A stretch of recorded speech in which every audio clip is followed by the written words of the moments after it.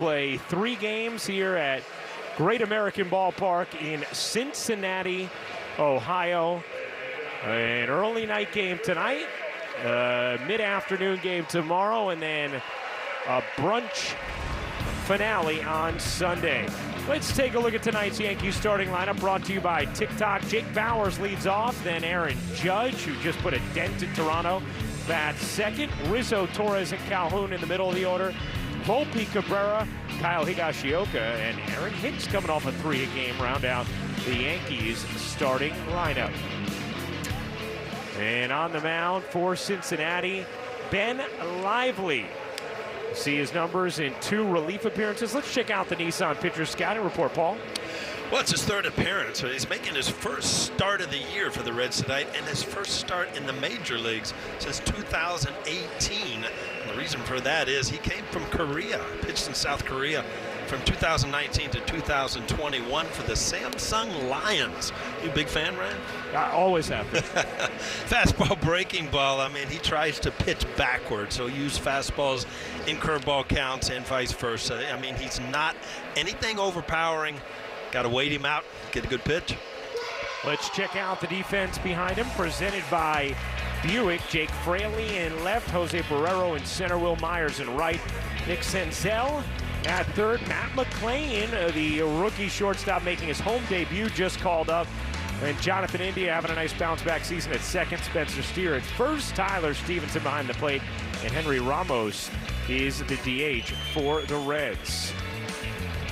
Reds wearing their City Connect jerseys, so you don't see the traditional white-red uniform. Instead, you see this as Jake Bauers takes ball 1. Well, they've been talking about these for weeks, the City Connect uniforms, and what a time to break them out when the Yankees come into town, huh? That's right. That tends to happen. Saw that in Texas as well, where they broke out their City Connect unis against the Yankees.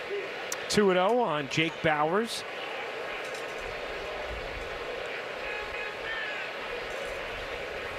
And 3-0. No Harrison Bader, no DJ LeMahieu in the Yankee lineup tonight, but nothing wrong with either of them. Just a day off. As that's in their first strike, 3-1.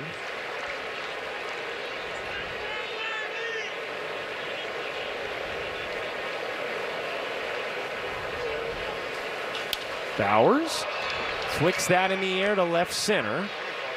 Fraley there to make the catch for the first out of the game. Let's take a look at the keys to the game, brought to you by your local Kia dealers. Well, it's easy to do it, but no letdown. After the big series in Toronto, you don't want to slip up against the Reds. You need to show up and play, and Aaron Boone's going to make sure of that. And home run derby, we've talked about it. Great American ranks highest in home runs in the major leagues, and the Red staff has not been real good. And help on the way. Exciting stuff. Sevy pitching on Sunday. Yeah. Anytime you bring one of your horses back, that's you're anxious to see how it's going to go. Getting that early start, just like he did in one of his rehab outings, as Judge just obliterated that bat.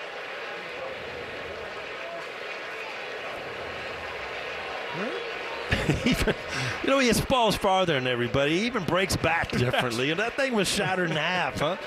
That's right. It's just everything's a little different. Yes.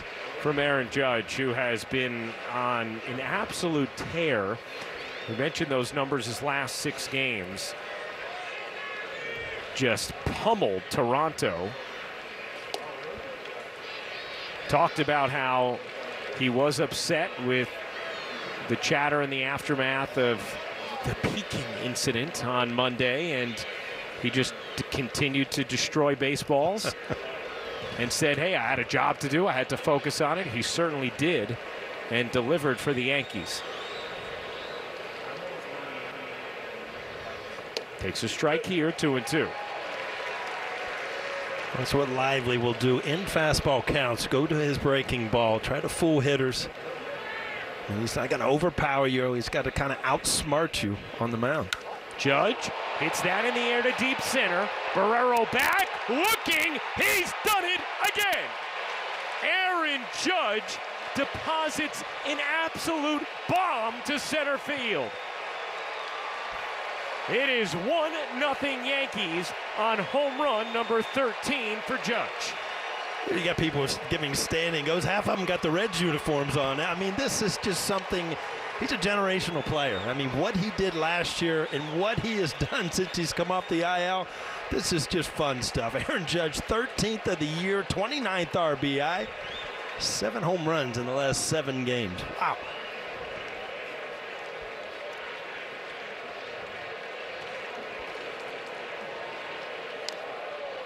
.431 feet.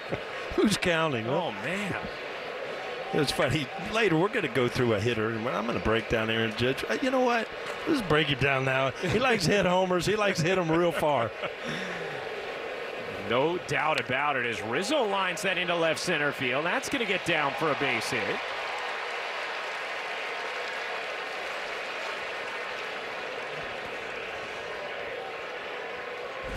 Just look back at everything's connected up in the strike zone. Lively just does not throw hard enough to get to that high fastball where he can get it by a lot of the power hitters. No doubt about it. We can add another park that Aaron Judge is homered in. Yes. That is first at Great American Ballpark, just his second game playing here. It's funny, I was talking to some people from Cincinnati before the game, Paul, and they're saying, you think Judge is going to hit a home run tonight? And I said, yeah, I do. Good chance. Yeah. When he's on a tear like this, you combine it with a journeyman pitcher and this friendly ballpark for a hitter. That doesn't bode well for the Reds fans, huh? I don't think so.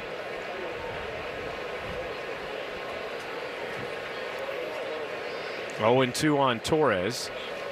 Rizzo was barely off the bag. Now, for those wondering, Judge has hit 7 home runs over a 7-game span in his career. This matches the most home runs he's had over a 7-game span.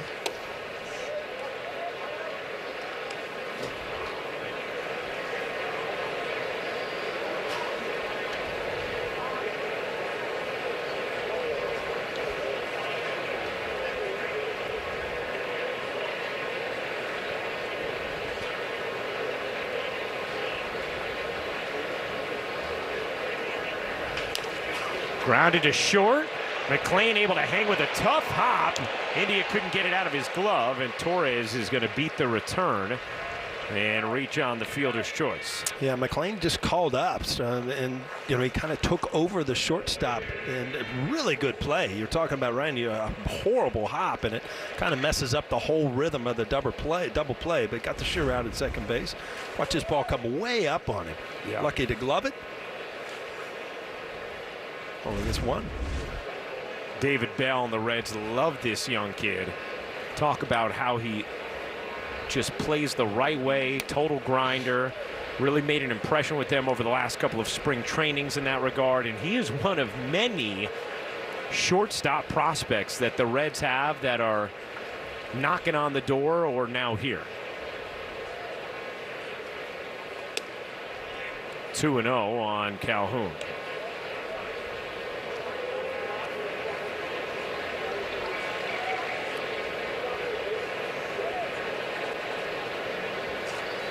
Ellie De La Cruz, the biggest of those prospects. Everything is done by analytics and numbers now. So Cruz the other day, they had him in the minor leagues and said he hit over a 500-foot home run. And in the same game, threw a ball from shortstop that they measured at over 99 miles an hour. So these are just talents you're seeing in players that you're just not used to seeing. Well, and he also had a game this year where he hit 3 balls over 116 miles per hour, homering from both sides of the plate.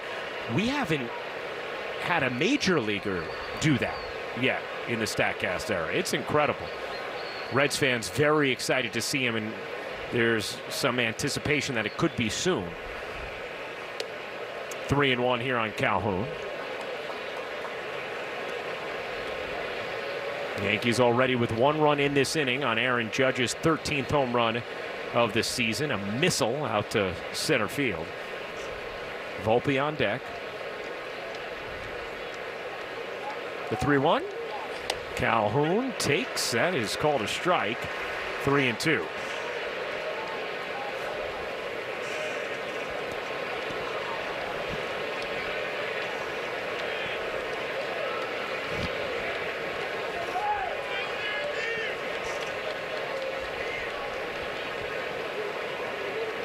Runner will go. 3-2, 2 outs, and it is in there for strike 3.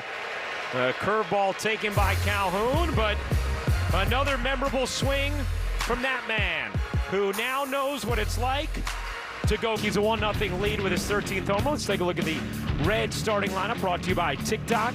Jonathan India leading off. Matt McLain second. Fraley in the 3-hole, followed by Spencer Steer, Tyler Stevenson, Nick Senzel. Henry Ramos is the DH. Will Myers bats 8th, and Jose Barrero bats 9th. And on the mound for the Yankees is Clark Schmidt. Take a look at the Nissan Pitchers Scouting Report, Paul. Well, he kind of took a step back after a couple really good outings. Last time out on Sunday, he gave up 7 runs against the Rays. So this is a good opportunity. The Reds, not a great hitting team, 18th in scoring and bottom 5 in all of baseball in home runs. And only 2, he has had a ton of trouble against lefties. Lefties hitting .369 against him. Reds only able to throw a couple in there, and Fraley and Ramos. Here's Jonathan India, Rookie of the Year a couple of seasons ago, and having a nice bounce back season here for Cincinnati. It was the NL Rookie of the Year in 2021.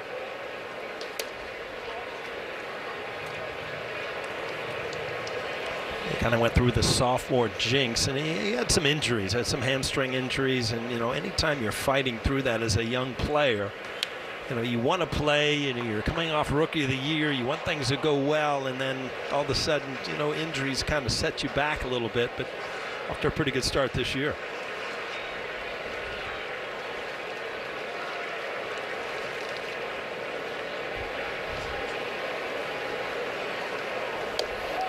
Yeah, he had a really strange injury last August in the Reds Field of Dreams games against the Cubs. He was hit by a pitch in the left calf.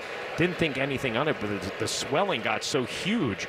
Turned out to be compartment syndrome, and he actually had to be airlifted to Iowa City and get treated right away. As Clark Schmidt fans India for the first out of the bottom of the first. Let's check out the defense for the Yankees, presented by Buick. Jake Bowers in left, Aaron Hicks in center, Judge in right, Cabrera and Volpe on the left side, Torres and Rizzo on the right side, Kyle Higashioka behind the plate, and Willie Calhoun is the DH. Here is Matt McLain making his first at bat at home. Pop foul, Rizzo racing, can't get to it. A lot of ground there, and could not quite catch up with it. Well, Anthony Rizzo obviously used to this ballpark. I mean, the Cubs had a lot of games here, and again, this does not help hitters. But Anthony Rizzo off the line, not able to get to this ball. This is the 79th game that Rizzo has played in this ballpark in his career. That's turned on and whack foul, 0-2. Well, that's a good pitch by Schmidt to show the inside corner to a righty with that two-seamer in. No way to do anything other than hit it hard foul.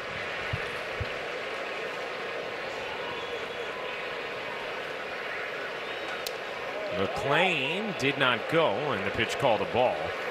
Talk about forcing your way to the big leagues, Paul. I think we could say McLain did that this year at AAA. Yeah, no doubt. You look what he was doing down there. 348, 12 home runs, and 40 RBIs in 38 games. So he was off to a pretty good start down there.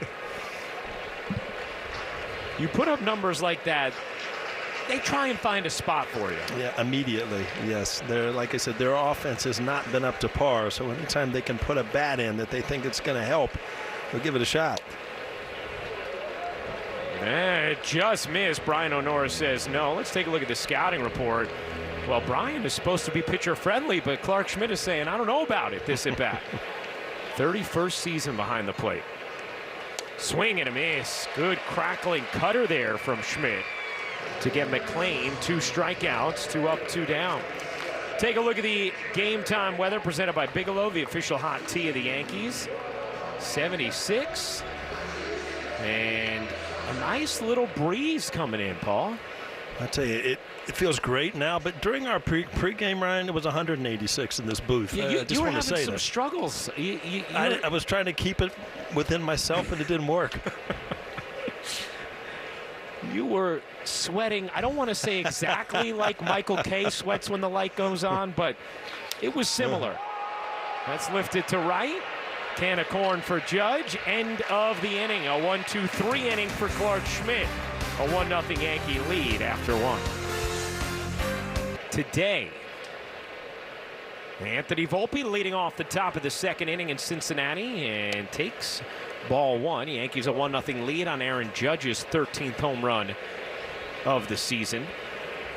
Volpe delivered an insurance run last night with his 7th home run of the year. That's off the end of the bat. Popped up to India. Makes the catch. One down.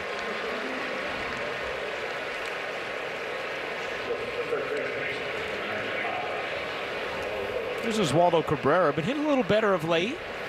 Last 11 games, .250 batting average, getting on base at a .350 clip.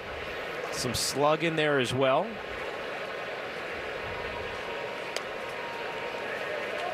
He had a good homestand right before I went on the road. Had a home run, a couple big RBI singles. Was really swinging the bat well. Had some decent at bats, but you see him trending up offensively, no doubt about it. And the Yankees as a team trending up offensively as well. In the month of May, 7th in runs scored, 1st in homers, 4th in slugging. Cabrera grounds that to the right side on the backhand. India makes the nice play for the 2nd out of the inning. A great play by India. He's really not known as a great defensive second baseman. You know, a good fiery player, grinds it out, good solid hitter, and a good play here. Must be the black unis, huh? Yeah, I guess so. What do you think of him, Paul?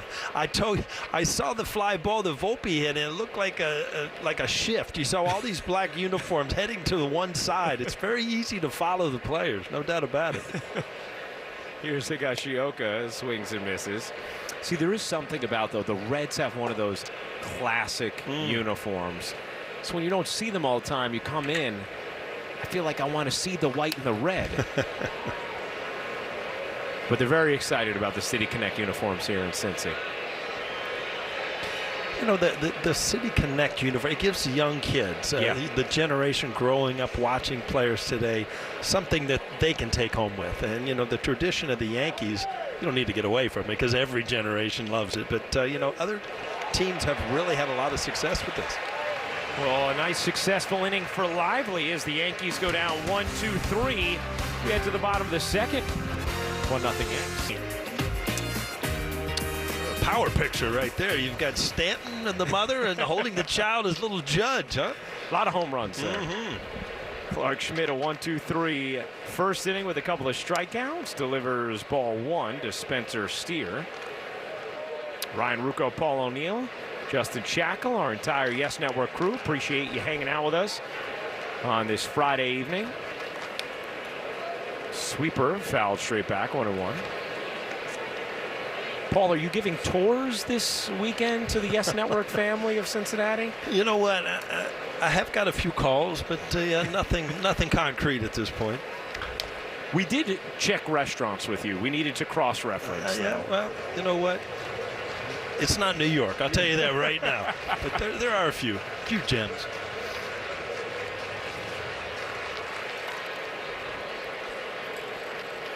One and two on Steer. 2-2.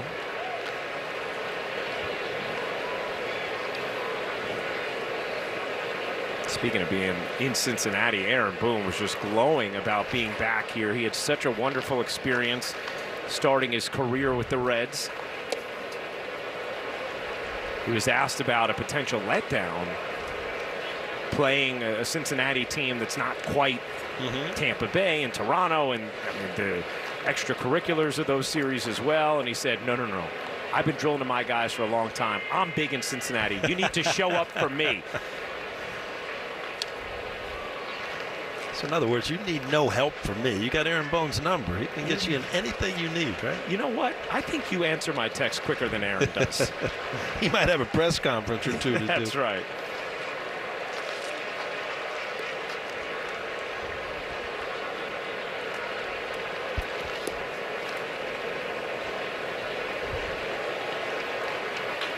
Grounded to the left side and through. A base hit for Spencer Steer. And the Reds have their first base runner of the game.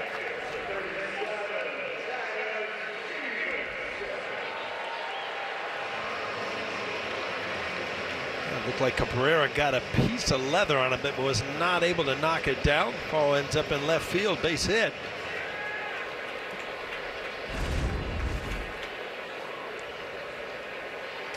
They were trying to run that ball back in. Didn't quite get to the inside corner. Now facing Tyler Stevenson.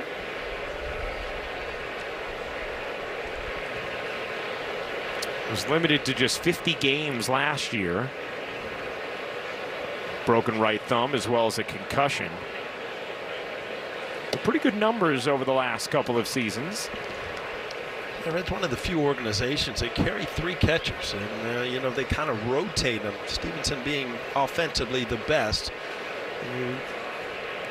You know, kind of give even time, but a lot of people, a lot of teams cannot roster a team with 3 catchers.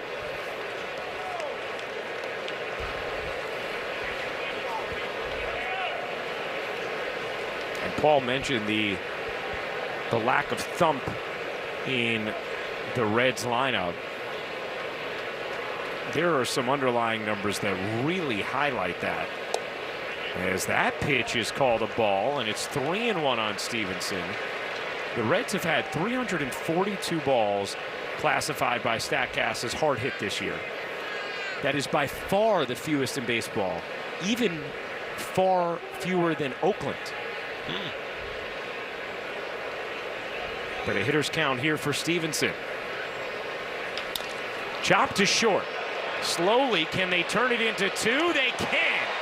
A 6-4-3 double play. Well, you could tell what Schmidt was doing that hole at bat was to try to keep Stevenson on the ground, and it took a lot of pitches, but he finally did. Ball down, got chopped into the ground. Good double play.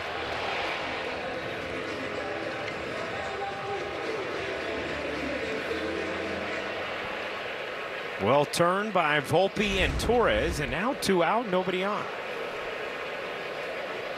Here's Senzel. Fouls it off. Right, we got a shot tonight. That ball just went on our deck a few windows down. We got a shot right behind home plate. You know what? You're right. Not too high. The overhang isn't overly concerning.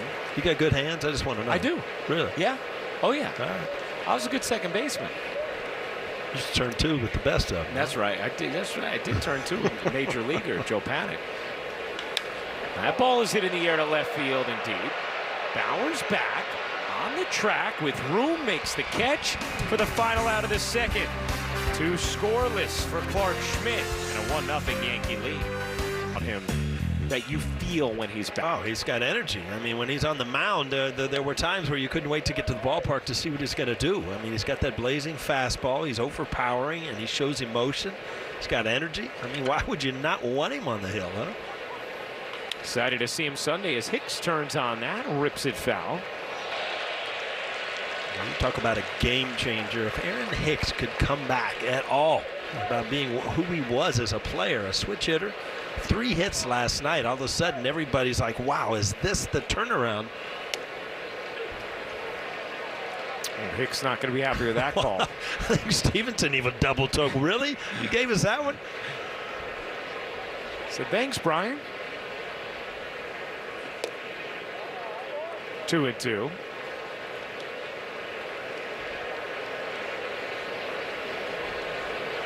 But you're right, Paul. After seeing the 3 hits last night, it's okay. How can Hicks maybe back that up? Also, just the numbers have been a little better of late for Hicks. Not huge sample size, but take a look at what he's done in the month of May, and it's been a big improvement from April. Stays alive there.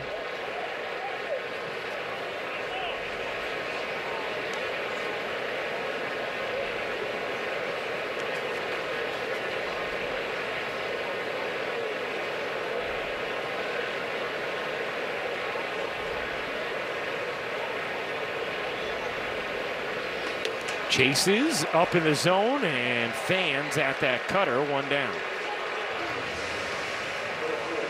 That's what Lively wants to do, is get guys chasing balls out of the strike zone.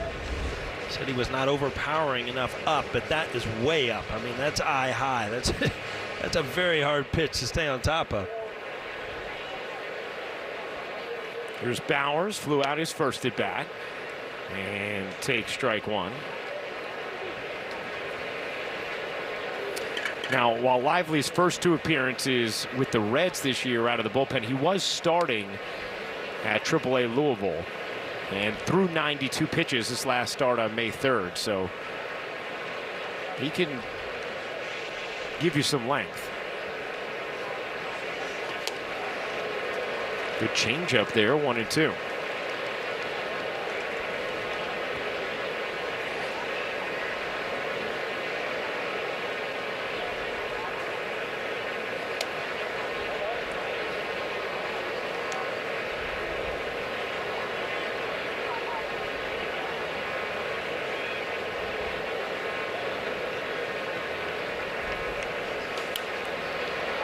Bowers pops it into the seats. Still 2-2.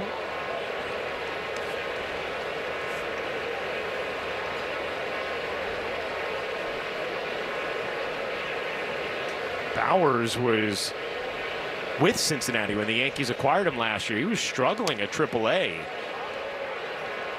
Nothing about his production down there would have made you think he would be a target, but Yankees saw things they liked, further honed the swing for Bowers, and now he's a guy who you feel good about in the box. Yeah, you're just, he really changed his swing. Said he kind of jumped on with the, the thought process of the Yankee organization. Laces this to center, yeah. Hard hit out. Those are the ones that make you mad as a hitter. You do everything you possibly can right, and you come home with nothing. They still make you mad. Let's check out the Genesis hitter scouting report on Aaron Judge. Well, he's all the way back after the little IL stint. I better upgrade this. I was going to say 6 home runs in 6 games. Well, let's make that 7 in 7. And, I mean, getting it done early.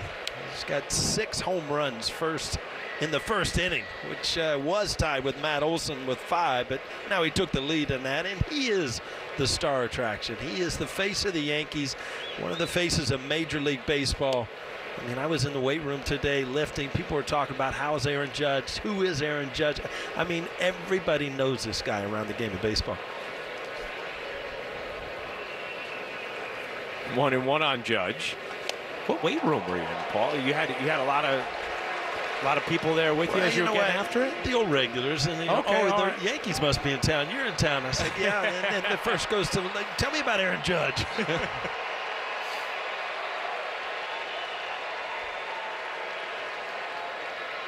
Yeah, there is that kind of curiosity about him. And incredible crowd filing in before the game. Long lines as the gates opened.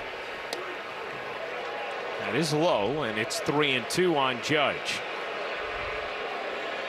Hasn't tried the high fastball. Yeah, I was just thinking, Paul, does he go back to it here on 3-2? Gets a call off the outside corner, and Aaron Judge not pleased, nor should he be, with what should have been ball 4. So Judge down looking. We go to the bottom of the 3rd. 1-0 Yankees. If I could do that kind of stuff. I'm used to the old-fashioned teeth, but you know what? We got to upgrade our That's right. You got to City Connect your gym wardrobe. Here's Henry Ramos, the DH. It'll be 7, 8, 9 for the Reds.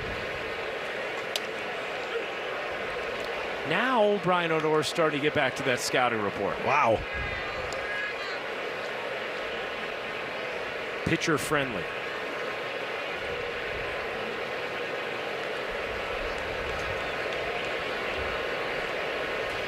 Do you to this day, Paul, remember specific guys and their zones? Oh, absolutely. And I remember Brian O'Nora. He's one of the, the guys that were still, what'd you say, 31 years in the game. But Richie Garcia, Mark Hirschbeck, I mean, they just had huge strike zones. And as a hitter, back then when they weren't graded, you really, you didn't want to get 2 strikes.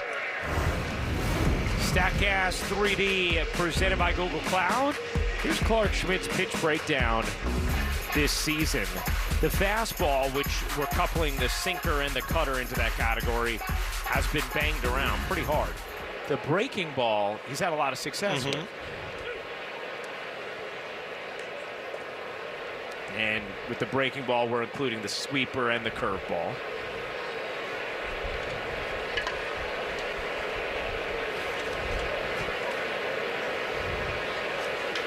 Grounded to the left side. Volpe can't quite get to it. It's in the left field for a base hit.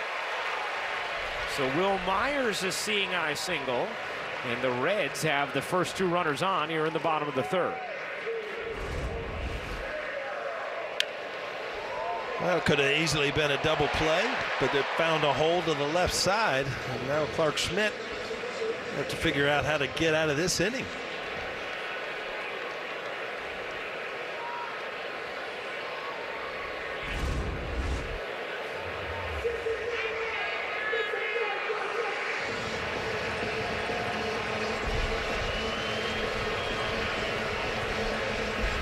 Here's Jose Barrero. Moving out to center field with Matt McClain here at short now.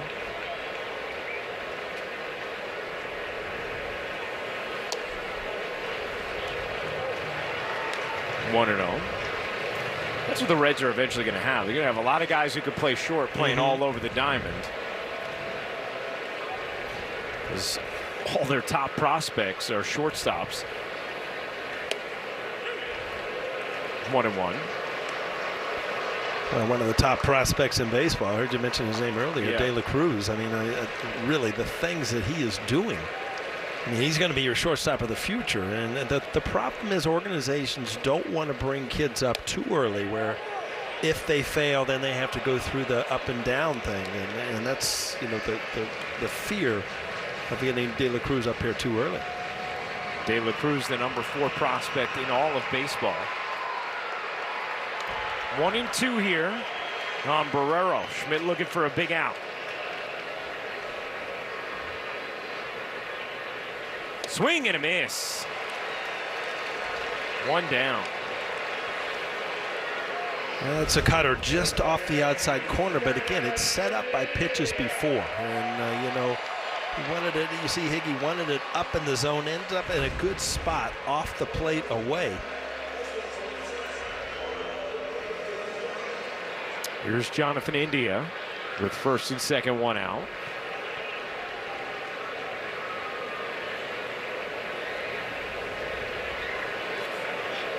Runner going for third, throw down on a hop in time. Cabrera makes the pick and the tag, and Higashioka cuts down Ramos for the second out. Well, Ramos definitely going on his own here, and what a play and what a throw. Definitely got him on the shoulder, but Will Myers at first base did not follow, so it tricked him too. You see, he's kind of caught in the middle. But again, just an unbelievable play by Cabrera to be able to pick that ball and make a tag all in one motion. And that is something Cincinnati does. They are last in the National League in stolen base percentage. They get caught more than 30% of the time.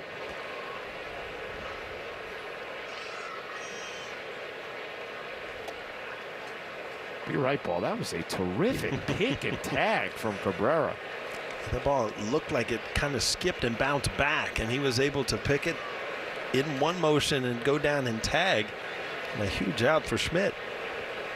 Little lifeline in this inning. 2-2 now. You see the tag, but this is after the ball had bounced, and then he kind of adjusted to it. So a little bit harder than you even see there on the monitor.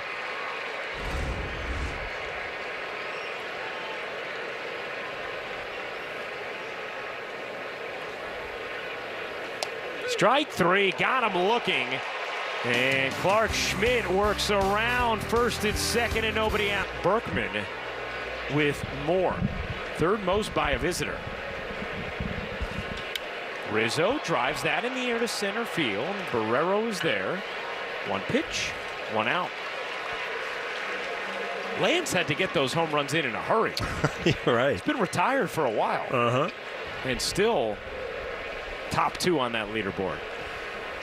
Yeah, he was a good hitter in his day. You remember the numbers he used to put up, right? Lance Berkman, really good friends with Andy Pettit, and ended up actually coming to the Yankees for a while. Don't Andy and Lance still coach together? I think so. I think they do.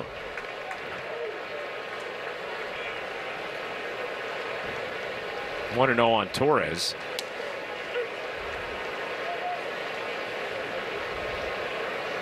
Oh, after a rough start in the first inning, Lively's found a little rhythm here.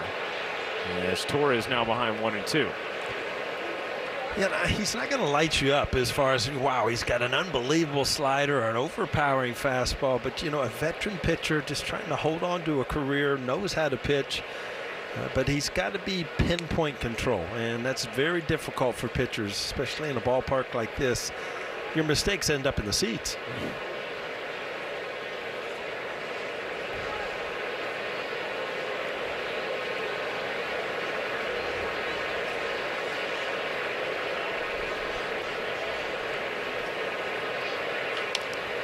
Squibbed right back to the mound.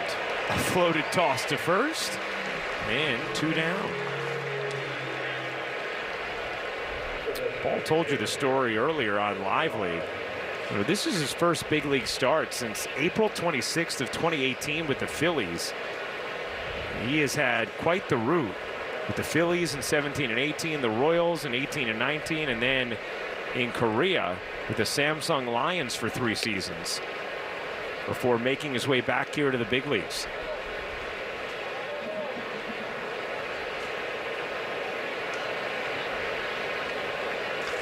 Calhoun skies that into center.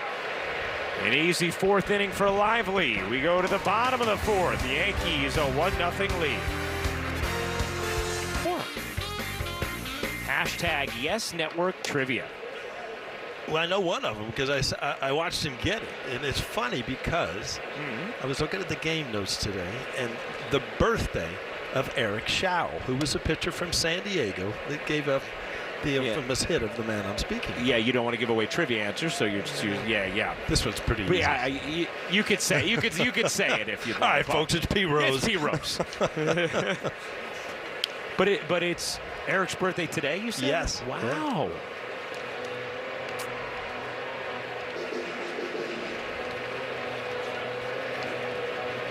Yeah, there's that number 14 for Charlie Hustle.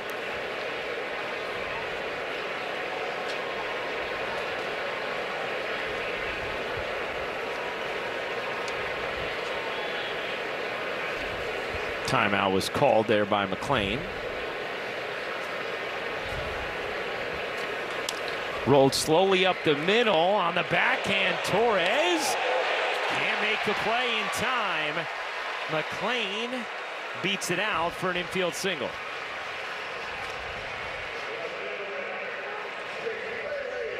Oh, good solid play. And at the end of this play, you see Anthony Rizzo kind of walk into the ball and try to make it appear to the umpire that it's an easy out. Didn't quite work.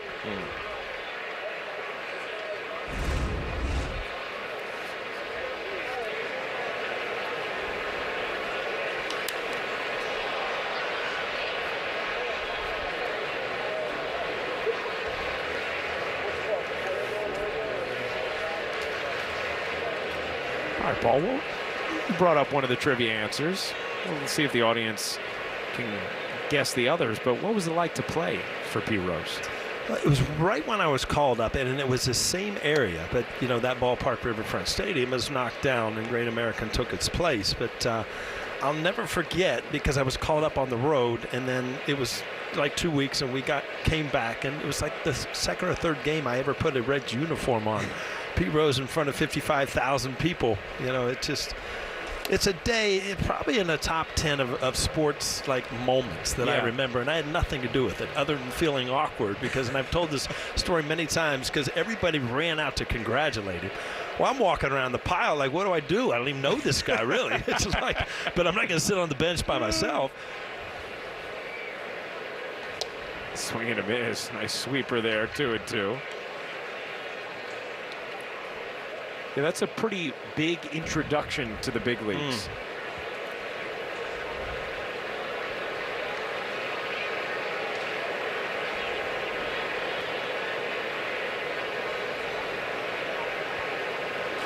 Swing and a miss. Good knuckle curve there for the 5th strikeout. Here it is, Paul.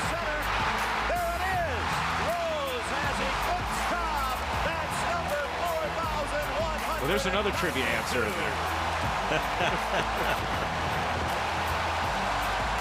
Yeah, his son came out. That was a cool thing. And at this point, I was walking around the pile thinking, what should I do? Maybe I'll wave at my wife or something here. Hey, I'm out here at least, huh? Right, that's what we needed, an ISO cam just on you meandering. Just put awkward at the bottom of the screen.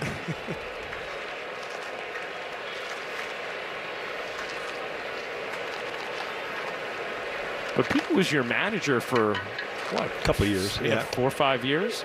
You know, right when I got called up there, I mean, it wasn't the same. The Big Red Machine had broken up, obviously. But, you know, Ken Griffey was still there. Tony Perez, Davey Concepcion, Pete Rose. And, you know, it was, you know, you go back to 1976. They beat up on the Yankees. They swept the Yankees. And, you know, you talk about great teams. That was one of them. Volpe has only one play to first with McClain going, so 2 down. Now, how about for you as a kid, obviously being very familiar with those teams, them being in the same clubhouse as those guys? Was it, I mean, was there anything about it that was startling to you or uncomfortable? It was just such a learning process, because you would just sit in your locker, wouldn't say anything. You would just, you know, kind of just take it all in. How did these guys go about their business? But the one thing you did notice was the importance of winning, and that went straight onto the Yankee organization. What the importance of winning? It wasn't the importance of putting on a uniform, just taking the field. It was, you know, there was a meaning to taking the field. It was to win the game that night, and even more so in New York with the, you know, the mentality of World Series or bust. And I love that about teams. It's not a social event in New York to go to a baseball game. It's did the way Yankees win or lose. Yeah, you know? right. You know, there are times, and you know, people come to a Cincinnati game, and it's like, all right, we're going to Graders and to get some ribs afterwards. But you know what? It's such a different thing, because a generation of Yankee fans still expect to win. Flicked into shallow right. Judge in. Inning over. 4 scoreless for Clark Schmidt. We go to the 5th. Yankees leading 1-0. QR code on screen, or visit HyundaiSaluteToHeroes.com and tell us why they should win. Top of the 5th inning. And Ben Lively has settled in after allowing an Aaron Judge home run in the 1st. 1-0 Yankees here in the top of the 5th. Can I just tell you, Paul? I keep wanting to call Ben Lively Blake Lively. Just get it out of the way. If we think about the most famous Lively, you're going with Blake. I'm going with Blake. All right.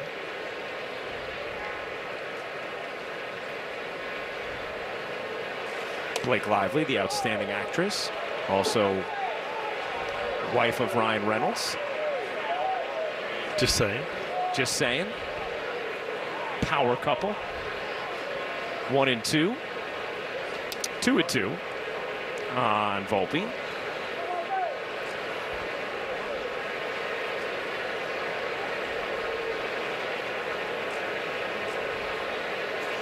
I was asking Aaron Boone, does Volpe's power surprise you at all after the laser he hit out to left? And we've seen it throughout, the start of this season in his career. And Boone stopped and he said, you know what? Yeah.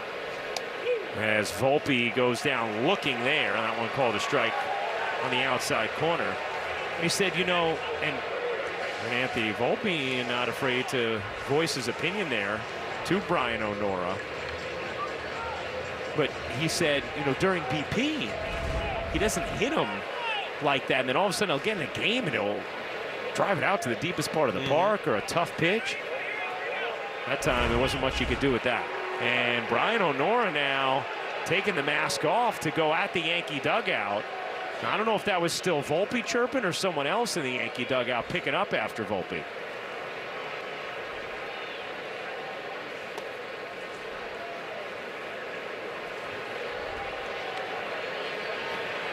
We know this Yankee team certainly is heard often when it comes to balls and strikes. Don't understand how you can argue balls and strikes. You always got to trust the umpire. Right?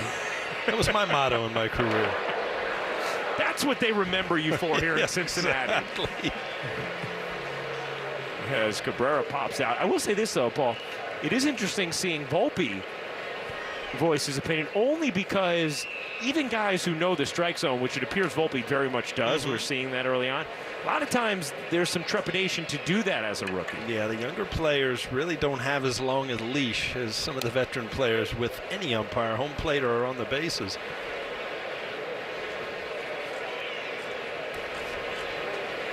As called strikes go tonight, that one was actually clipping the zone, unlike many of the other Brian O'Nora specialties we've seen this evening.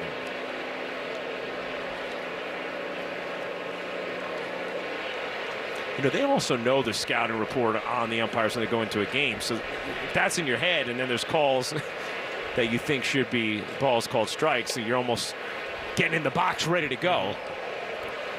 It was funny because I was around the cage today, and the catchers were taking pitches, working on framing from a machine. It's early work, and they do it a lot, and it's about framing. And Anthony Rizzo was back there calling balls and strikes, and I was asking him how hard it was, and he said, "Oh, harder than you think." Glove in hand, examined by the umpiring crew, and then jogged back into the dugout. Maybe being asked to clean it off. Go wash it off and see what's going on. And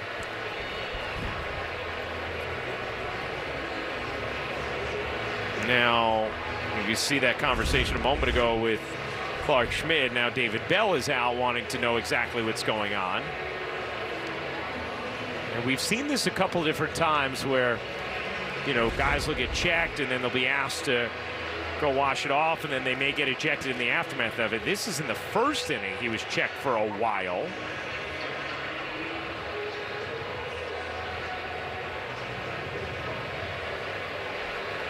And now in the fifth, checked for a while and asked to go wash it off. Of course, the Yankees just lost Domingo Germán to a 10-game suspension because of this. You can't replace him on the roster, so that makes it even more significant to keep all the other guys in play as Clark Schmidt gets the approval there and is able to trot back down. And Schmidt has not thrown his warm-up tosses yet, so that will still happen before Cincinnati will dig in. And you see David Bell, he wants an explanation. I mean, it is or it isn't. And you know what? Umpires are so careful about this. If there's something that shouldn't be there, you go wash it off. And you haven't been proven to have done anything wrong, just go wash your hands off, and we'll go on from here. And you know what David Bell's saying. He's saying, hold on a second. If you're having to tell him to go wash his hands, that means they're too sticky. Why are you not just throwing him out of the game? My mom used to tell me to wash my hands my whole life. I guess I was borderline getting thrown out of the house, huh? And there's David Bell getting tossed out.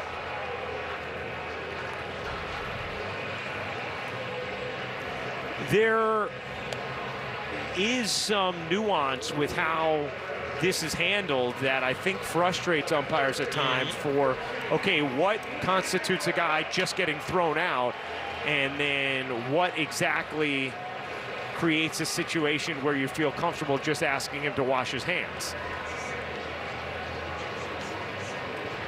Second ejection of the season for David Bell.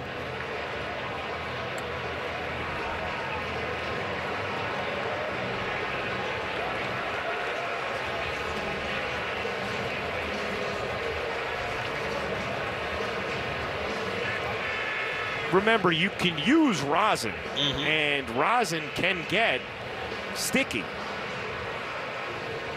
Well, I mean, it's supposed to. That's why you're supposed to get a That's grip. the whole point of it, right?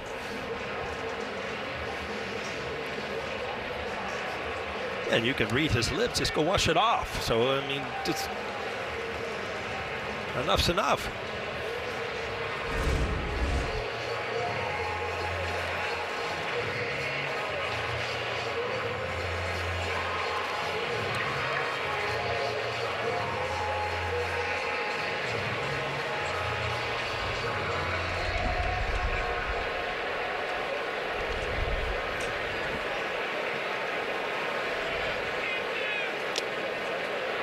The umpires use their discretion to determine whether or not that rosin has risen to a level that is too sticky.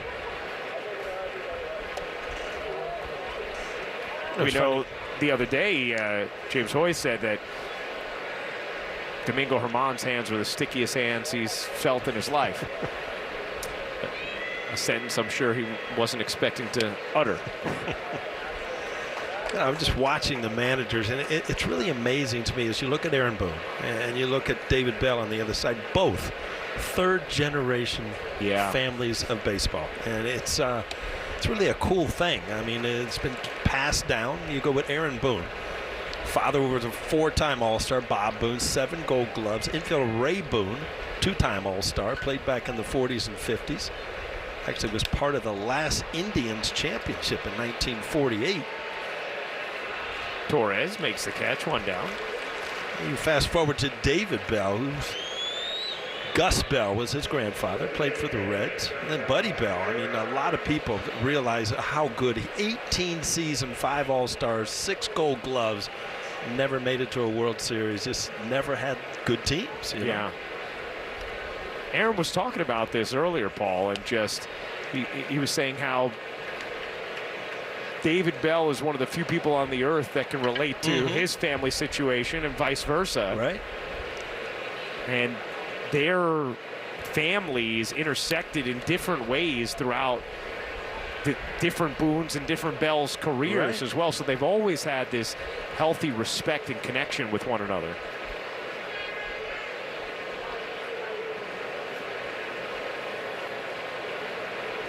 Meanwhile, Schmidt back to work after washing off the sticky stuff and gets another pop-up. This time it's Volpe. Boy, not much hard contact tonight against Clark Schmidt. No, he's made some really good pitches, and the reason is he's getting both sides of the plate covered with his fastball, where it allows that breaking ball and his cutter to be extremely effective, especially to the right-handed hitters. Here's Will Myers. Pitch count in good shape as well for Schmidt. Just his 67th pitch there. That's significant too, because as Aaron Boone also spoke about before the game, the Yankees are still trying to reset their bullpen a little bit. We saw what that meant last night and how they got to the finish line. So they really were looking for some length from Schmidt, in position to deliver that.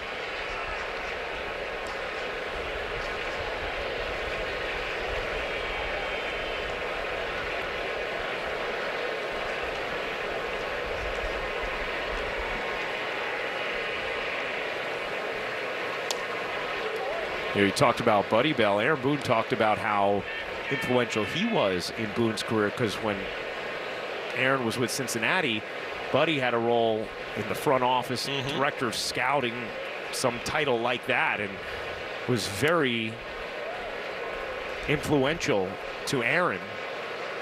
in his young career. And then David was teammates with Brett Boone. They were really close.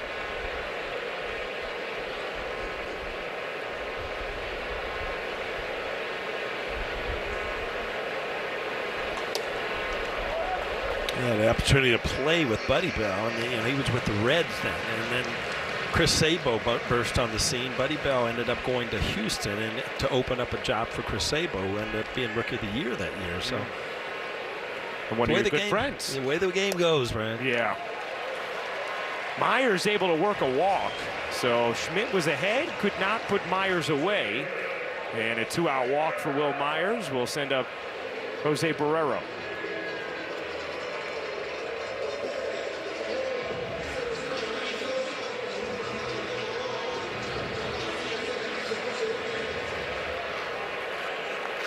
Five strikeouts tonight for Schmidt.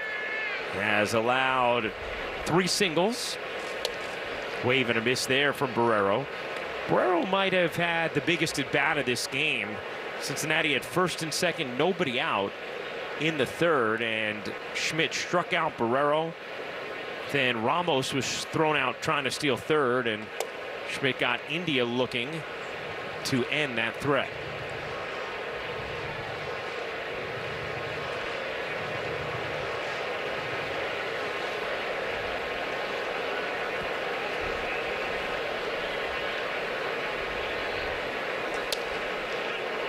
Gets the call on a pitch way off the corner there.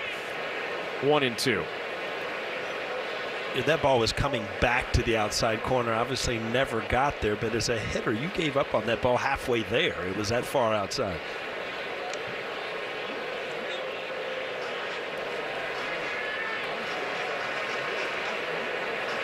I mean, if you're Clark Schmidt, you see that call to strike, don't you just go right back there?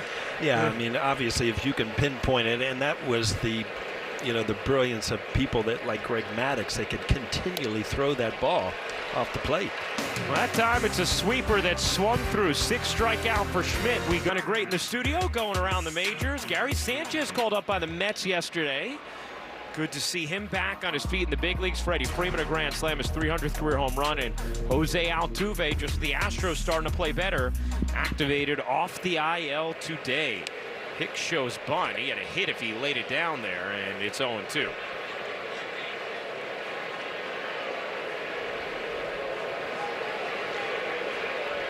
Aaron Boone was speaking glowingly about Gary Sanchez earlier today, getting that opportunity with the Mets, as Hicks makes it 15 straight retired by Ben Lively. Aaron Hicks knows he's in a hitter's ballpark. He's kind of opening up, and that changeup, you're really going to be ahead of it. Watch how ahead. The barrel of the bat is through the zone. Ball not even there yet. Here's Bowers, who hit a seed to center field his last time up, but right at Barrero, as that ball is fouled down the right field line. 0-1. Just to go back to that Sanchez point, one of the things that Aaron Boone really emphasized for the games, he said, watching the way Gary handled criticism, watching the way he worked, watching the way he cared for his teammates, how he really truly cared for them. He said he gained such incredible respect for Gary, and makes him root that much harder for Sanchez now with this opportunity he's getting with the Mets.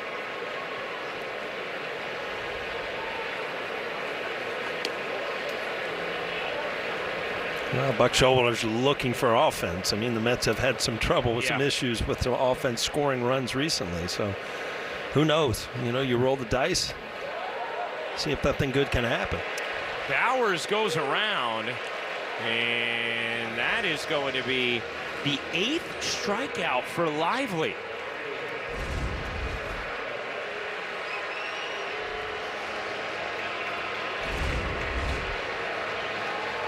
Let's take a look at the Yankees leaders, brought to you by Citizens Made Ready. Aaron Judge, despite the IL stint, tied for the American League lead in home runs.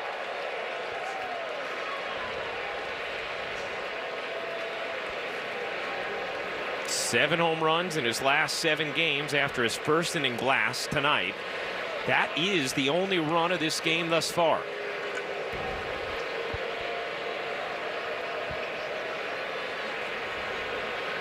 One. 2-1 on Judge. Yankees have not had a base runner since Anthony Rizzo's first inning single right after Judge's homer. That changeup just catches the bottom of the zone. 2-2.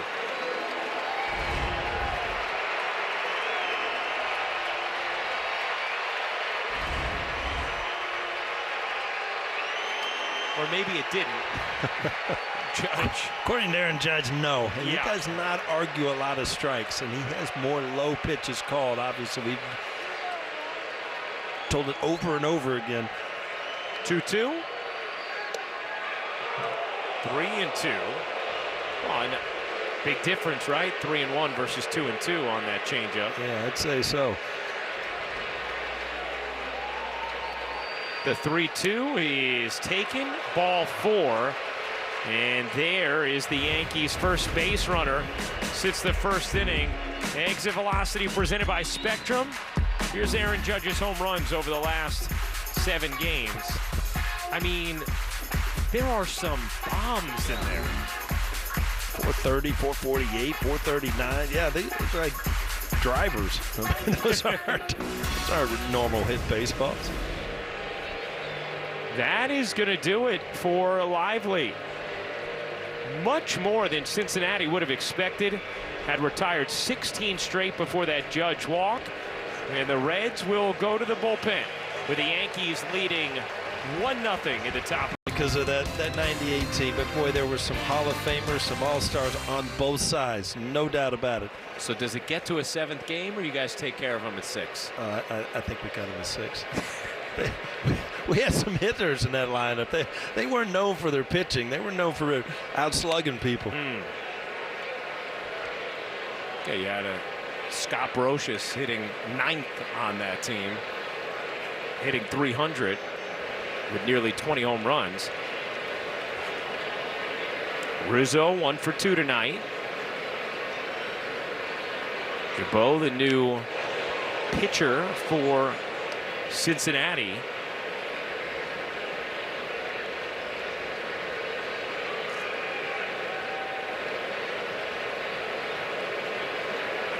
Acquired off waivers last July by the Reds.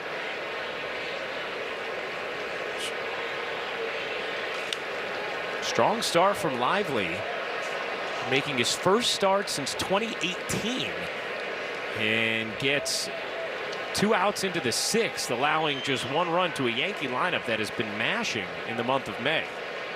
Yeah, if you're David Bell, you got to be thrilled. I mean, you give him kind of a spot start against one of the hotter teams in the major leagues offensively. And yeah, he gave up a home run to Aaron Judge, but that was it.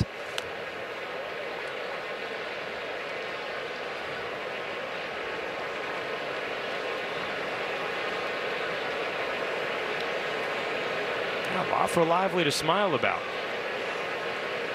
Waited a long time for that start.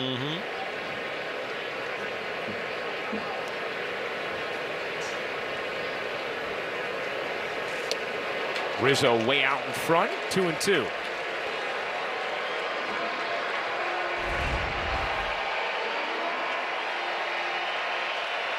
Breaking ball didn't have much break, but it was off speed. Rizzo way out in front.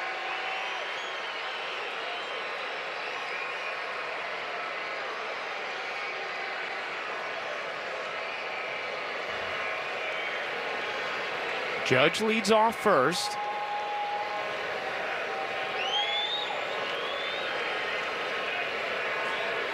Rizzo drives that in the air down the right field line. It is gone.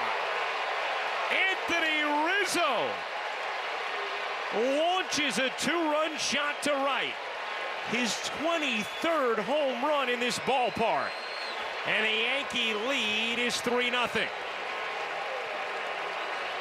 We talked about it. Anthony Rizzo knows this ballpark a lot like Yankee Stadium. Something inside that you can pull. This ballpark's not going to hold it. His 10th of the year, 24th and 25th RBI. And the importance of him continuing to hit, especially what Aaron Judge has been doing recently, is huge for the Yankee lineup. That was a bomb. Torres off the end of the bat and into the glove of Barrero to end the 6th. But Anthony Rizzo keeps it fair down the right field line. 424 feet later, Rizzo's rounding the bases for a 23rd time here. And it's 3-0 Yankees. Willie Mays? And Stan Musial.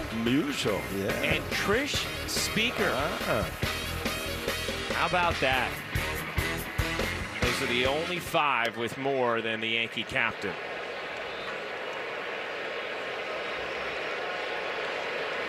And just behind Jeter, Honus Wagner. Wow, when you're ahead of Honus Wagner, that's pretty good. Right? That's why I love Yankee trivia. You start throwing people up to Joe DiMaggio, Mickey Mantle. It's like, that means something. That catches your attention. Line drive, base hit center field. One of the few hard hit balls tonight off of Clark Schmidt, and India is on to begin the 6th.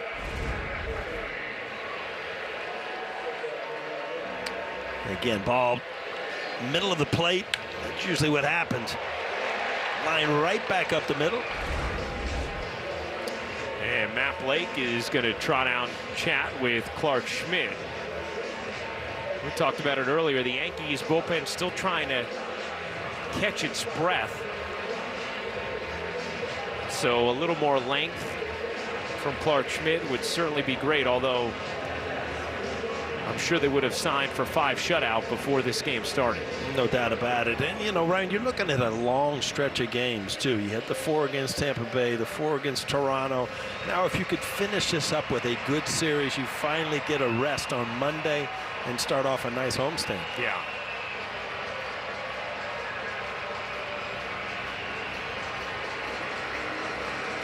So we saw Cordero starting to throw in the Yankee pen.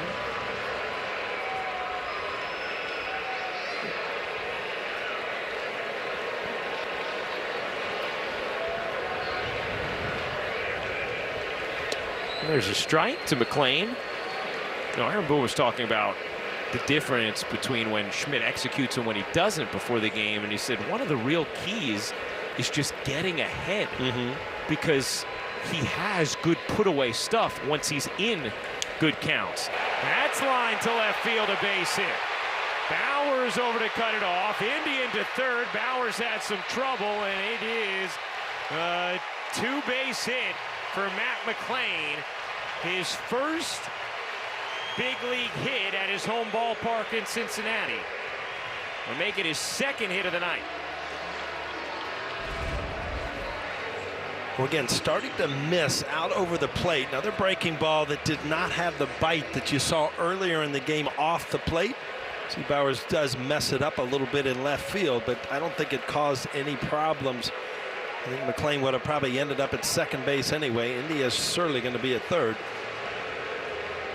So first sticky situation of the night for Clark Schmidt, and he will not be the man to try and get out of it. Aaron Boone going to go to the bullpen. Call on Jimmy Cordero. Yankees leading 3-0, bottom of the 6th. 2nd and 3rd.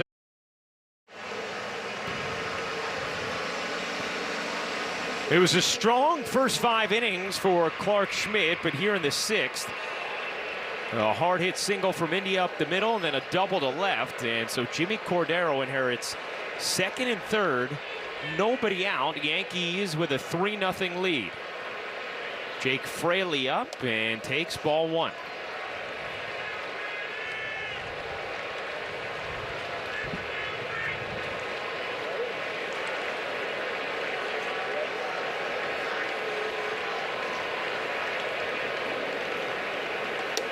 There's a strike on that 96-mile-an-hour sinker from Cordero. 1-1. Cordero did a great job as the opener in the first game of the 4-game set in Toronto. throwing 2 scoreless innings. A slider, 1-2. Yeah, Fraley off to a good start, his 5th season. Coming over in 2012 or 2020 from Seattle. He's part of that Suarez deal that sent them out. They have lost a lot of players over the years, right?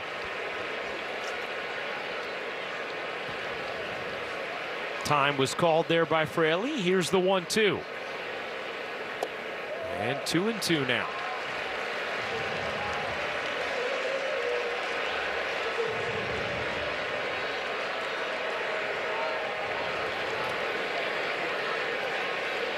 Count is full, 3-2. Hit in the air to left center field and deep. Hicks racing back. It's off the base of the wall. 2 runs are going to score. It's a 2-run double from Jake Fraley. And it's a 3-2 game.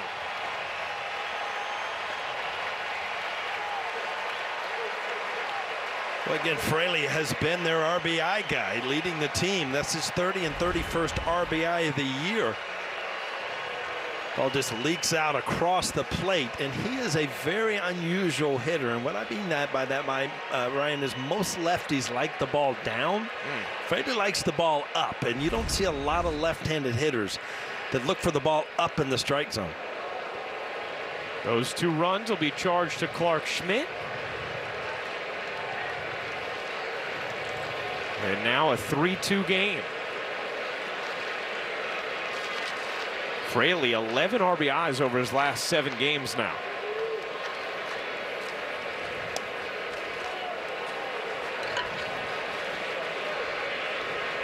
Talk about a pretty good college team. You look back at Fraley's resume. He was a 2nd-round pick in 2016. Played with Alex Bregman and Aaron Nola at LSU. A pretty good college squad. Yeah, huh? I'd say that's some high-class college athletes at LSU.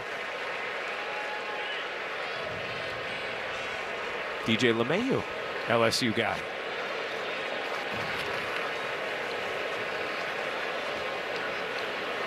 Two and one here on Spencer Steer. Big swing there, fouled it straight back. 2-2.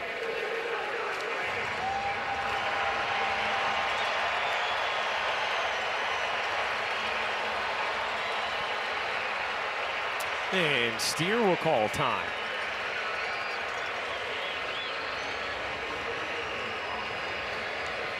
So Schmidt was rolling along.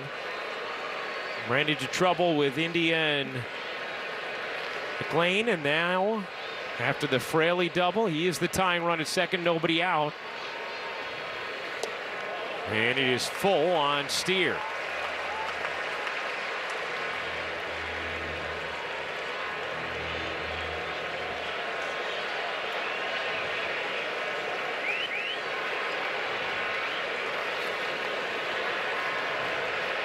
The 3-2, runner going, and Higashioka couldn't handle it. Fraley steals third, and on ball 4, the Reds set up first and third, nobody out.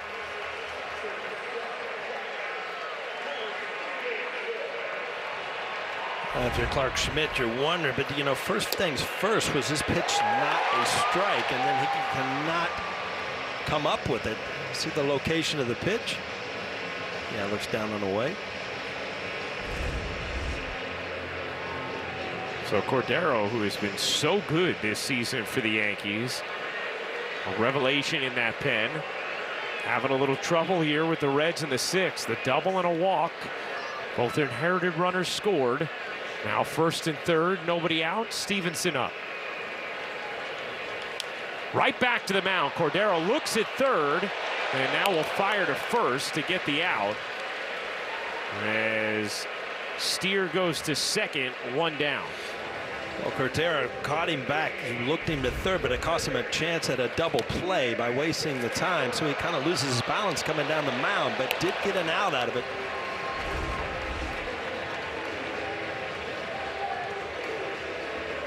You're right, Paul, because it was more than a look. It was almost a hop and a step or two over there. no chance to go to second. Here's a strike. Now, had he had time, you had Stevenson, the catcher, running, who showed in the second inning when he was doubled up. He is not fleet of foot.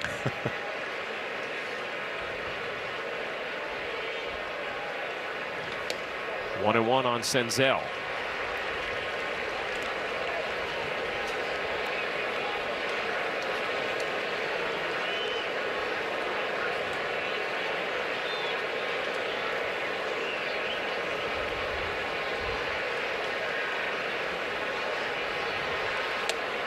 He went around. 1-2. It's impressive. All the way up here. Nice. There's a lot of conviction behind that. He heard you. Thank you, Pat Hoberg. Cordero looking for the K. Ahead 1-2. Pitch. Crackling sinker high and outside. It's 2-2. Cordero's been able to get to the 2 strikes and has not been able to put away a couple of the Reds hitters. Big strike out here if he can get it. 2-2. Wow, he got him. Looking at strike 3 with a 99-mile-an-hour sinker. 2 down. You know, I didn't see Honora call it, or it was a late call, but the ball was right there. And I'm like, wow, how do you not get this pitch? This ball sunk over the middle. Boy, that was a weak. Wow. Brian Honora did not put a lot of juice into that one. He wasn't impressed with the 99-mile-an-hour sinker. That was all verbal. Paul, it's so funny you say that because I heard the noise and then I didn't see anything. I was like, wait, he called it a ball? No. He's just giving his arms a break. Cordero ahead 0-1 on Ramos. Trying to get out of this with the Yankees still leading. Got the grounder right back to him from Stevenson, where he looked the runner back at third. Then the strikeout of Senzel. And a little meeting on the mound here. Yeah, I think this is Anthony Rizzo's way of, you know, kind of slowing things down. Now you see Matt Blake coming out. So just to be on the same page, know the situation, know what you're going to do, going about getting this huge out here in the 6th inning.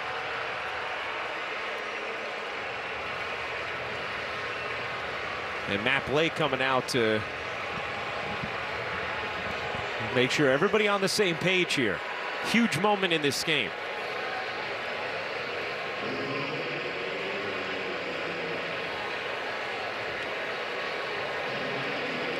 I'll tell you what, Ryan, if you look at Cordero's right arm, he's not missing any workouts.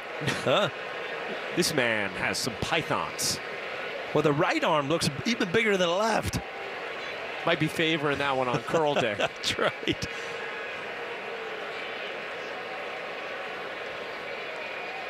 The 1-1. Swing and a miss. Way late on a sinker. 1-2. You see the work from Cordero this week. Paul, you saw how late Ramos was on that. You go right back to. You know, it's hard to not stick with your best pitch, and that's 99 sinking. And that's what he does, and gets the call off the inside corner for strike 3. Heck of a bounce back there from his lacrosse career, and certainly a pioneer and an activist in this country as well. Somebody who is an American hero and will certainly be remembered forever. As Calhoun lines that deep into left center field, and very nice closing speed from Barrero to make the catch. I mean, Jim Brown very well may be the greatest football player of all time. I was just going to say, I mean, arguably best running back of all time. I mean, it's another name when you hear about it. You think about Jim Brown on the old rock pile in Cleveland, Ohio, you know, just running people over. A 3-time MVP. Remember the 1971 Pro Football Hall of Fame class. And it was always interesting too, Paul, just to see the way that current athletes respected Jim Brown. They saw him at a game, sitting courtside, didn't have to be a football game. They were drawn to him. Broken bat, base hit to left field for Anthony Volpe. Thought about trying to stretch it into 2, then thought better of it. And Volpe is on with 1 out here in the 7th. Well, Stevenson not a very good throwing catcher, so this is a good opportunity for Volpe. Ball off the end of the bat, but they all count, Ryan, when they hit the green grass.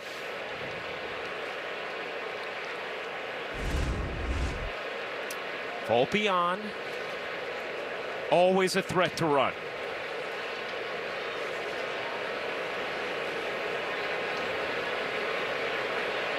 And there is one of the 2 disengagements Jabot can have before he would be up against it.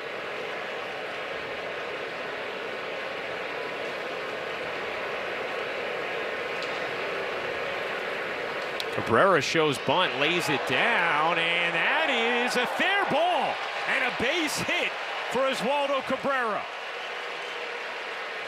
Senzel was thinking that was going to turn foul, and it just never did because it got there so quickly.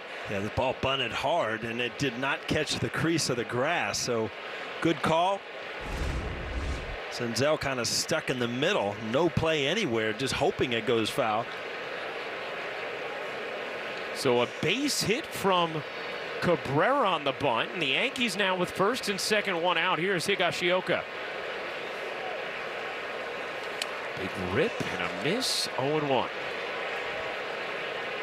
we got good speed on the bases. I mean, you even thought that Higgy might even show bunt. Senzel way back at third base.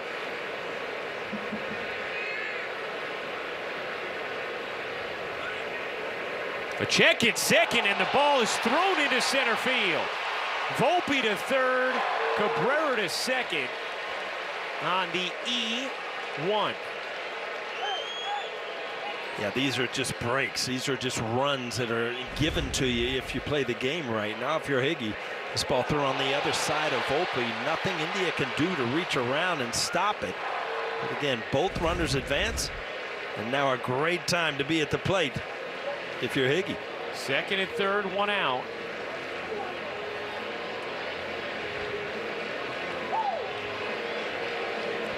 Yankees trying to add to a 3-2 lead. A solo homer from Judge in the first, a 2-run homer from Rizzo in the 6th.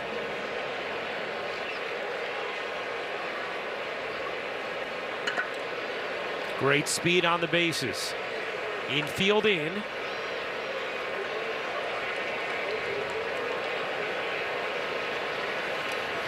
Nice stop there from Stevenson, 1-1.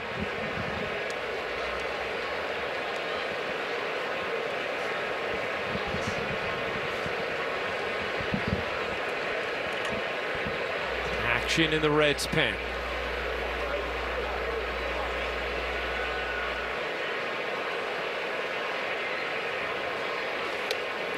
Higashioka chases that sweeper, 1-2.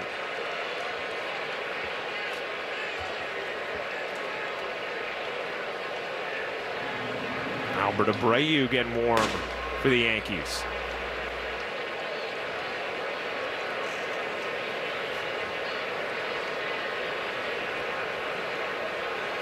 And Higashioka chases again, unable to get the job done. Higgy now 0 for 3 with 3 strikeouts, 2 away. Yeah, this is kind of a pitch that you wonder how, and it's just being over aggressive, wanting to put the ball in play somehow. Well, clearly a ball right out of his hands. And Aaron Boone going to go to the bench. DJ LeMahieu will pinch hit for Aaron Hicks, and Kyle Higashioka very upset with himself, understandably so.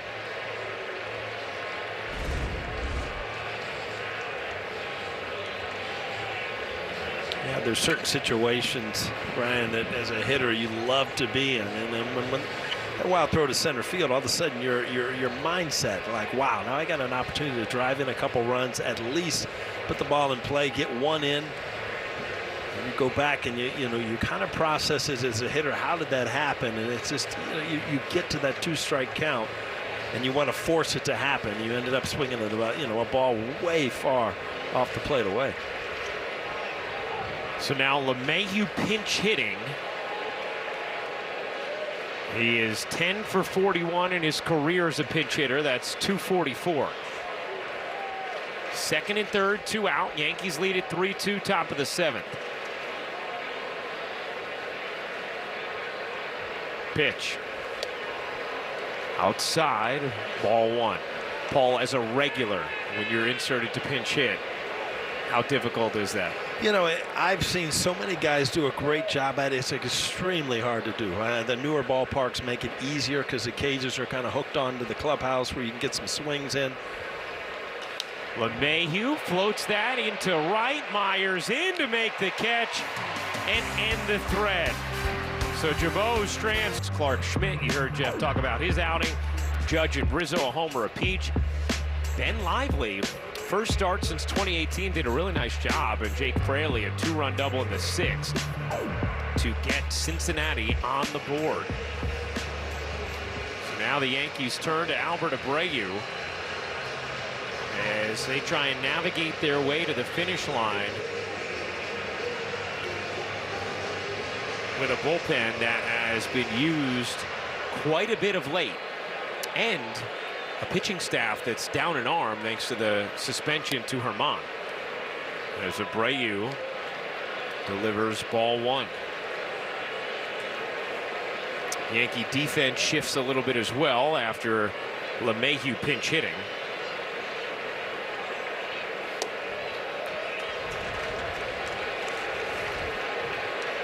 Well, the Reds went out and signed Will Myers as a veteran player. This is his 11th year in the major league. 2013 Rookie of the Year, expecting that he could really pick up and try to help some of these younger players. Not off to a very good start coming into the game, only hitting .203, so still waiting for him to turn it on offensively. You see those defensive changes for the Yankees. Judge in center, Cabrera in right, LeMahieu now at third. Abreu, who had been struggling lately, had a nice bounce back outing last night where the Yankees really needed it. Through a scoreless inning, struck out 2.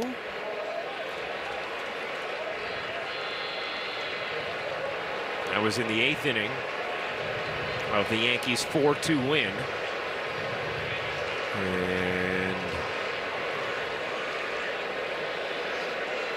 count is full here on Myers as a, what does that look like, Paul? A little balloon? Oh, a deflated balloon got loose out there. Oh, yeah. It's got baseball seams on it, right? What is that? I think there was a little machine driving around earlier in the game where they were shooting those, propelling them into the stands. Yeah. That might have been one of them. So maybe not deflated after all, just small. Strike 3. Got him looking. Abreu retires Myers for the first out of the 7th. Hey, the New York Liberty have been called the WNBA's new super team, and yes, is your home for all the action tonight. After the postgame, watch an encore presentation of tonight's season opener against the Washington Mystics. Then this Sunday, don't miss the home opener starting at 1:30 on Yes and the Yes app. They are going to be so fun to watch. Brianna Stewart, Jonquel Jones, Courtney Vandersloot, new additions. You know your basketball, too. You can help me out. I'll know who to root for. I'll guide you through. Win. That's right. That's right, Paul. My hoops, it's all year long for me. So I got you. You need WNBA, NBA, women's college. All right. Got you covered.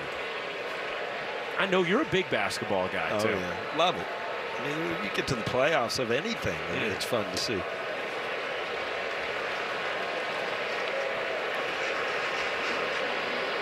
Young warming in the Reds pen.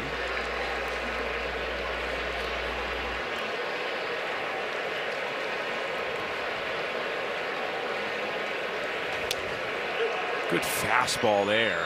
2-2. You know, it's funny, Ryan. This is what I remember. I mean, it's starting to get dusk now, and this is what I remember growing up in the Midwest. In the middle of June 21st, I think is the longest day of the year. It's like 9:30, and it's still sunlight. It is the craziest thing because on the East Coast, you're just not used to that. What a play! Oh, nice backhand from LeMahieu for the second out. DJ LeMahieu in at third, and immediately delivers on the backhand. You come out pinch hit, then you get a bullet hit at you at third base, and what a play by DJ LeMahieu. You cannot say enough about his defense. Wherever you put him, he's going to help you.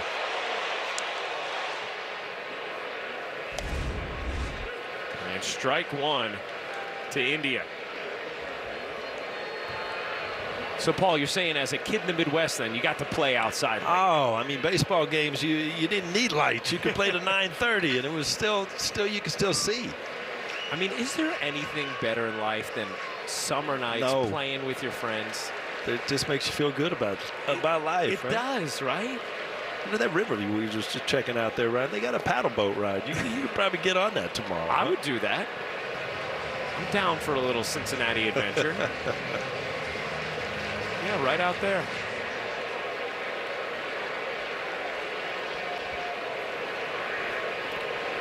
Two and one, and now 3-1 on India.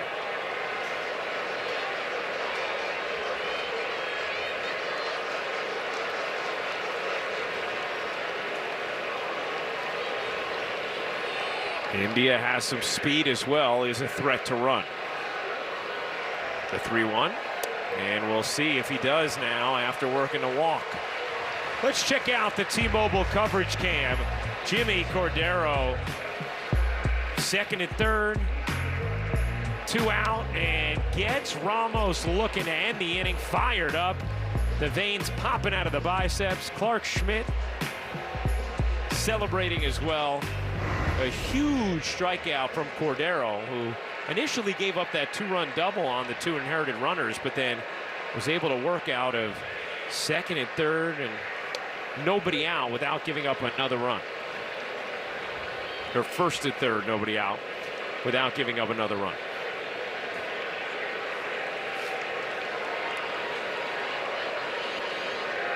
McLean, the rookie, in his first home game, a couple of hits tonight.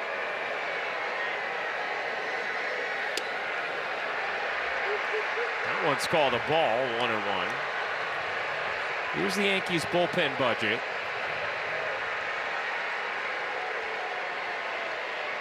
Cordero and Abreu used tonight. And you see those top 3, Holmes, King, and Peralta. None of them threw last night. So in a one-run game, if it stays this way, chances are those guys, you're going to start filing them in. Well, there's Wandy. He is warming.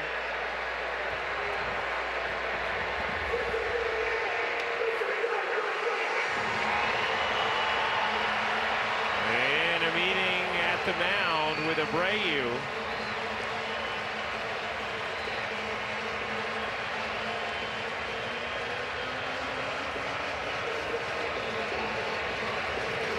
Check out and follow Yes Network on TikTok for more content. Paul, this game was breezing along early. Both starting pitchers really rolling, and now had some tense situations over the 6th and 7th. Men's on base, multiple meetings at the mound. Every pitch so focused on at these junctures. Yeah, I think that the game situation has slowed it down. It's a one-run game. And yep. You've had trouble on both sides where the bullpen has pitched out. I think Anthony Rizzo has a couple mound visits. You know, you realize, you know, this is a close game. You know, your game's at hand and every batter steps to the box. And a check over there on India. You said, Ryan, Jonathan India, 8 stolen bases on the year, leads the Reds team, so he's definitely a threat.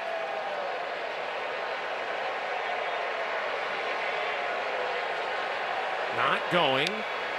Pitch is blocked off foul, and it's 2-2 on McLean. What a lift this would be for the Yankee pen if Abreu could get through the 7th the same way he did the 8th last night.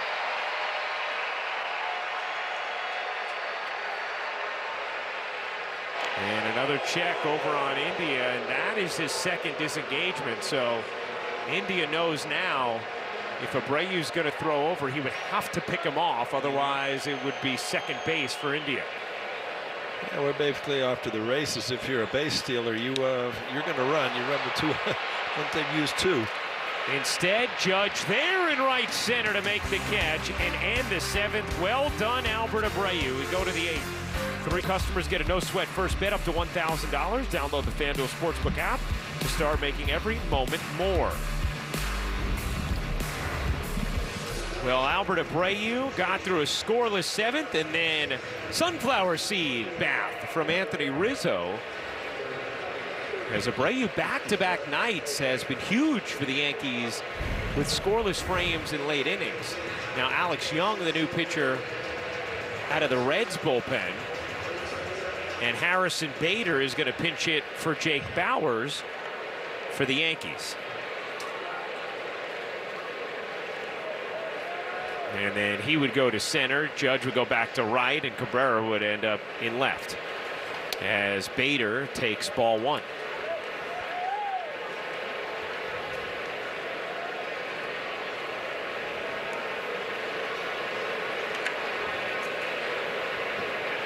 Now the depth of the roster just feels completely different than it did a couple of weeks ago. Getting Bader back, getting Judge back, bringing Bauers up. Just more options for major league at bats. And a lot of those options, are available to Boone because you've got Cabrera, you've got a guy who can play all the positions, and now you've got your true center fielder Bader back in the lineup, just a pinch hitter tonight, but it puts Aaron Judge back where he's usually comfortable in right field. It just seems like such a better fit. Yeah. I don't know if you feel the same, right? Yeah. And you could tell tonight, having Hicks in center rather than Judge, that it feels like in those situations Judge would stay in right. Now that you have your true center fielder in Bader, who will play there most days in center. 1-0 on Judge, who homered in the first inning. His 13th of the season. His 7th in the last 7 games. He has never hit 8 home runs over a 7-game span. Chance to change that here. Never's a long time, man. You know that?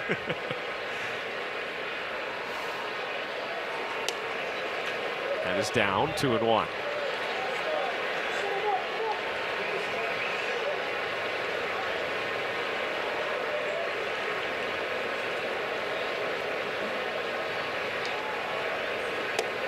Three and 1 on Aaron Judge with the lefty Rizzo on deck. Yeah, another changeup, and this is what scouting reports would do. Aaron Judge is hot, and you just don't see pitchers giving in to him. A 3-1. Chased the changeup that time, and it's 3-2. Yeah, 3 consecutive changeups, and if Aaron Judge, you're looking dead fastball here. All right, so what? Now, I've swung through it. Last thing I want to do is put that in play. If I'm ahead of it, now I've given myself a full count. Probably another changeup. Yep, and he got Judge on it. 2 down. The Audi Electric Moment. Experience a fully electric Audi vehicle at your local tri-state Audi dealer today. Aaron Judge in the first. Oh yeah, plenty of electricity there. And then Anthony Rizzo in the 6th. Kept it fair and way gone. You had the feeling, Ryan, when he hit that 2-run homer that it kind of broke the game wide open, and then the Reds were able to come back with 2. Cordero did a good job not allowing them to tie the game, getting out of that inning. Now still at 3-2. And then in the 7th, the Yankees at 2nd and 3rd with 1 out and could not score. Rizzo 2 for 3 tonight. Popped up behind second. McClain called off by India, who makes the catch to end the top of the 8th inning. We go to the bottom of the 8th, 3-2 Yanks. 4 o'clock on Yes and the Yes app. Bottom of the 8th inning, some defensive changes as Waldo Cabrera now shifts to left. Harrison Bader in at center, and Aaron Judge moves back over to right. Wandy Peralta on the mound, and Fairchild will pinch hit for Cincinnati.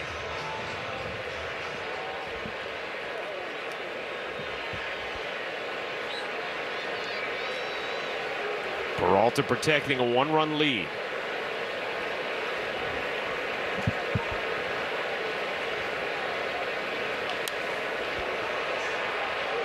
So Fraley, who had the 2-run double, bats third in the order, has been hot of late, gets pinch hit for here by Fairchild because of the lefty-lefty matchup.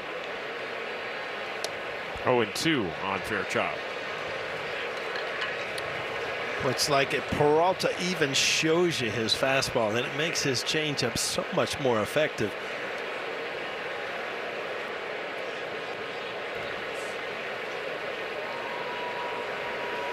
Batter time there. And then the quick pitch from Peralta, 1-2.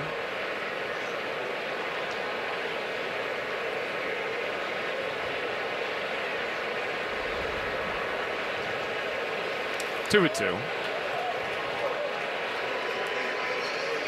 And once the batter calls time, if you're Peralta, then you can sit there until that thing's about to hit one. Get that batter a little antsy. Swing and a miss. And went back to the changeup again, starting off with a fastball. And in the hitter's mind, you know you didn't catch up to it. And this ball clearly out of the strike zone, but that is what Peralta does. Tremendous changeup.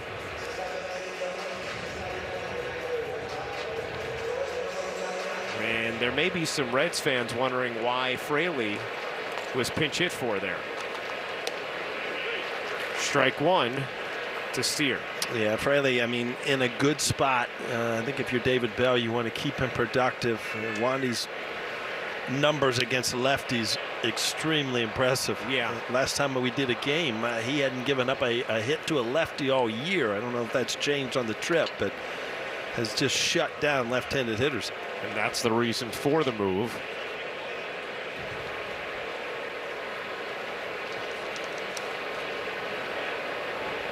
Time called there from Steer.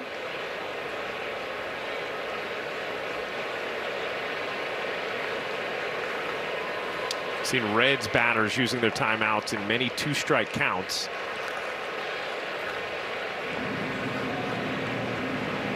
Double barrel action in the Reds pen.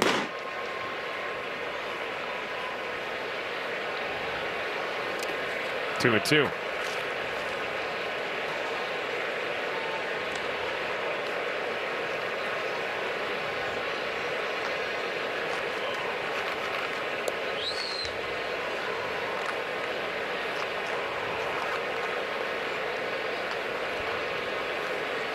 Swing and a miss.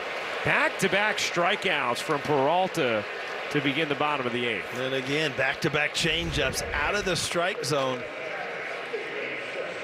Peralta will continually go to it, knowing hitters get anxious and will leave the strike zone with two strikes. Here's Tyler Stevenson, 0 for 3.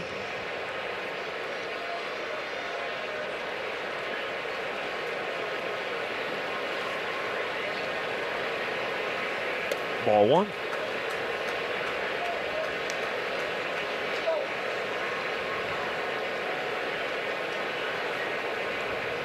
There's the quick pitch and outside, 2-0.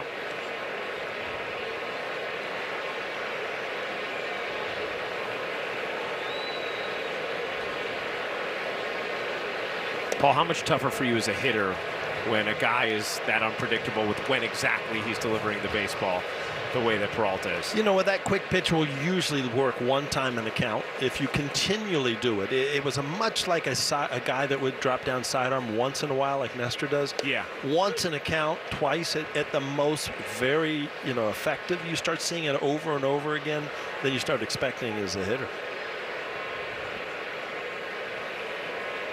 The 3-1. Check swing on a change, rolled to second, inning over. An impressive 1-2-3-8 for Wandy. Talking his talk to the 2-3 Bottom of the 8th, a couple of strikeouts and a check swing roller to second. Clay Holmes, who has been locked in of late, will pitch the 9th. Silvino Bracho, the pitcher for the Reds. This copyrighted telecast is presented by authority of the New York Yankees. It may not be reproduced or retransmitted in any form. The accounts and descriptions of this game may not be disseminated without the express written consent of the New York Yankees. Here's Gleyber Torres, 4, 5, and 6 will hit for the Yankees, and Torres takes ball 1.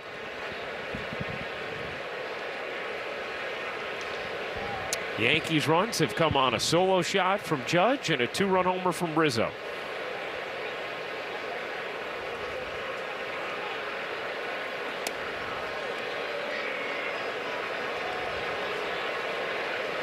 Bracho, 32 years old, from Venezuela. Non-tendered by the Braves last year, signed a minor league deal with the Reds in December, was called up on Sunday.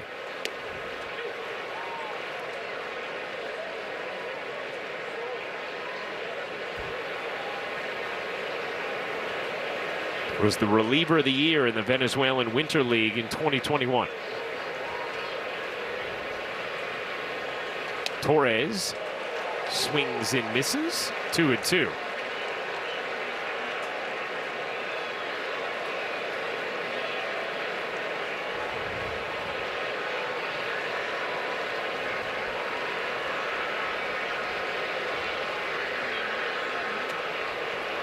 Three and 2 now in this Venezuelan battle. Well, we've gone to the bullpen. It seems like a changeup festival. Everybody comes in, just starts throwing changeups.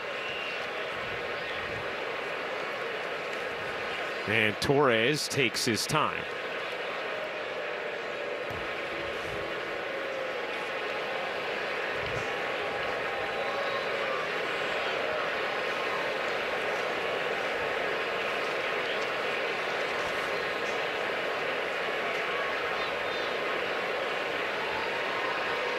High and in, ball 4, and Torres works a leadoff walk here in the 9th.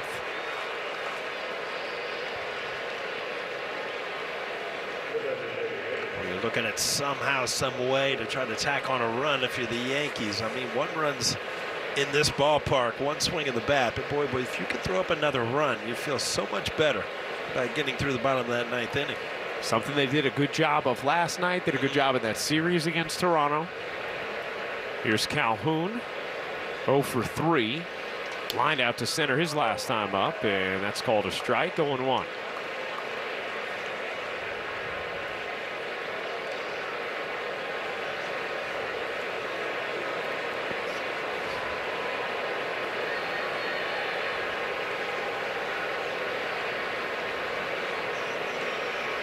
I got good news for you, Paul.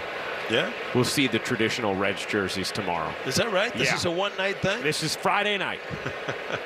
You know, it was impressive. I looked next door, and we had the, the pleasure of talking to Barry Larkin before the game. Guy who played with, Hall of Famer. Well, they gave him those jerseys in the booth. He's sporting a Larkin jersey over there. You're right. Calhoun lines that into center, and it will hang up for Barrero for the first out. Back-to-back lineouts in his last 2 at-bats for Willie Calhoun. You know, I think they actually wore those jerseys in the Open. It was a big thing around Cincy today, talking about the new unis. Yeah.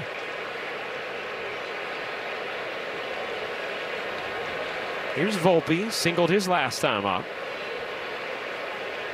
He provided some insurance last night. He ripped a home run to left.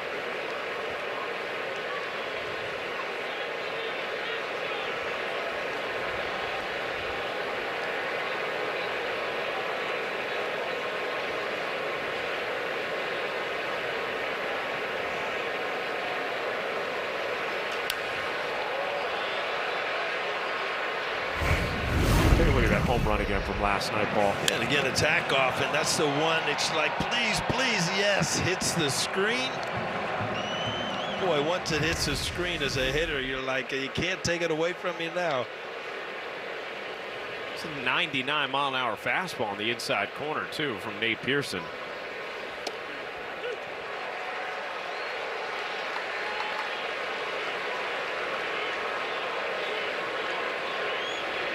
Anthony Volpe taking his time. Volpe has questioned some calls. We talked about it earlier. It's just sometimes you just don't get along with those guys back there.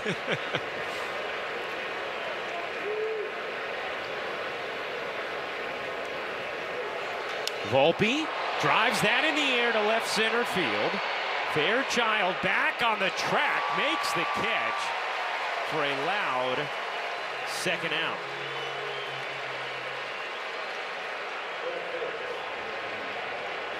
It looked like it just got off the end of bat enough to keep it in the ballpark. That is the deepest part out there in left center to 379. After Gleyber Torres, a lot of times you can get back and at least draw a throw and kind of read it because it plays in front of you and possibly tag up from first there. A check on Torres at first. Cabrera 1 for 3 tonight, had a bunt single his last time up.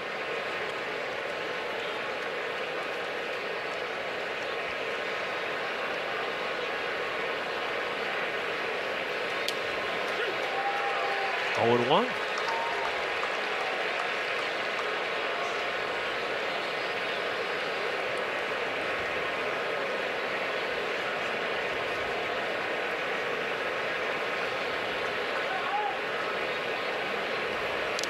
Oh and 2.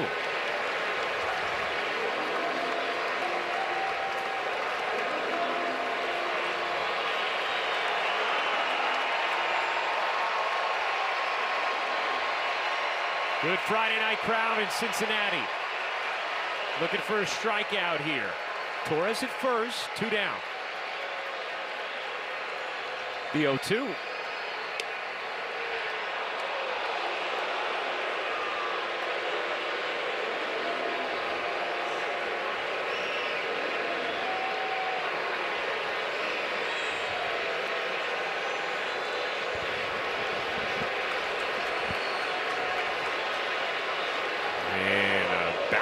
Check at first with Torres back. And that was the second disengagement for Bracco.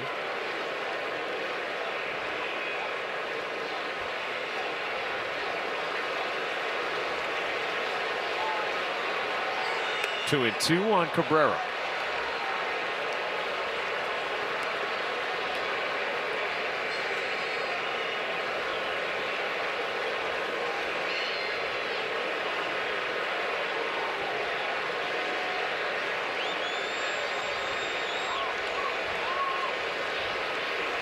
And now Torres will be off with 3-2, 2 outs.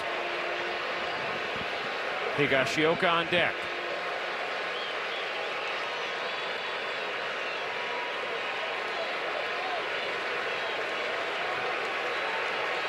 Torres gets a huge running start. Ball 4 to Cabrera, and the Yankees have first and second with 2 down, and Higgy coming up.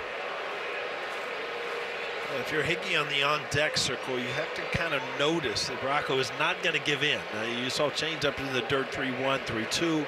He is not going to come after you in a hitter's count.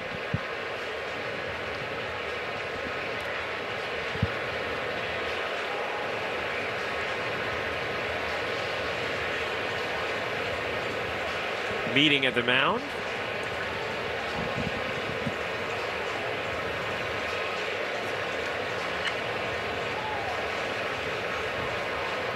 Derek Johnson chatting with Bracco. First and second, 2 out. Higashioka had a golden opportunity his last time up. Second and third with 1 out in the 7th and struck out. Chasing a couple of pitches way out of the zone and was really upset with himself. Took it out on the bat rack. Made Paul O'Neill proud. Oh, how'd they get this conversation? I'm just minding my own business over here.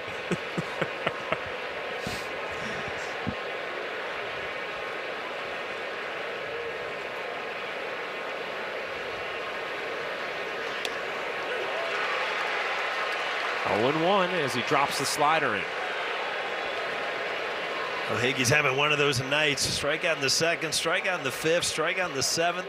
He can make it all go away with a big hit right here. Lines that to left field. Racing back is Fairchild. It's over his head. One up off the wall. 2 runs will score. There's the big hit from Kyle Higashioka. 5-2 Yankees. Well, like I said, Ryan, it all goes away. Now it's 1 for 4 and a huge hit in the top of the 9th. Another off-speed pitch right there, and Higgy stays with it, drives it out to left field, and tacks on 2 runs for that Yankee bullpen. And Cabrera, obviously with 2 outs, is off to the races. As soon as it gets over the left fielder's head, he's going to score easily. Huge hit from Kyle Higashioka. Give the Yankees a little breathing room in the bottom of the 9th. And yeah. Been there. Yeah.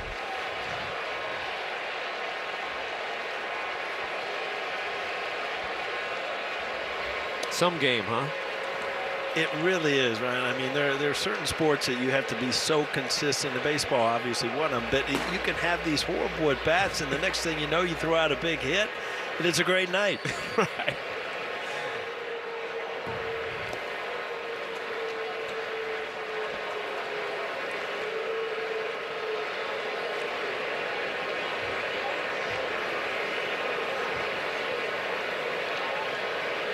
A 2-run double from Higashioka to make it a 5-2 Yankee lead here in the 9th.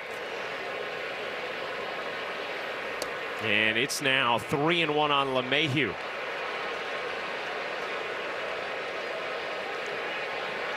Yeah, that changeup not as effective to DJ LeMahieu because he will stay inside and hit the ball to right field.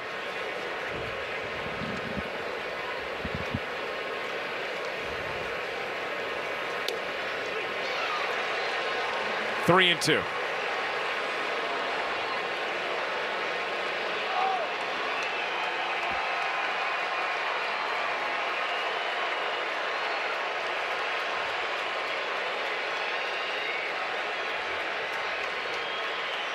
With 3-2.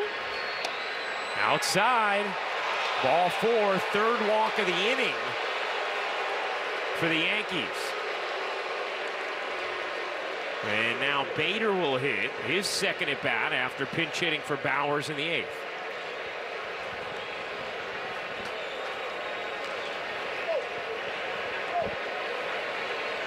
Higgy at 2nd, LeMahieu at 1st, and that is going to do it for Bracco. Remember, manager David Bell thrown out earlier in the game. Reds going back to the bullpen. The Yankees have already tacked 2 on here in the now. It's a lot of mores, right? A lot of mores. That's what the ES app is all about. More. More. That's right. Sound like my daughter when she wants more applesauce. More? You know about that. Oh, yeah. Here's Bader with 1st and 2nd, 2 out, 2 runs already in thanks to the 2-out double from Kyle Higashioka. What was a 3-2 Yankee lead is now 5-2.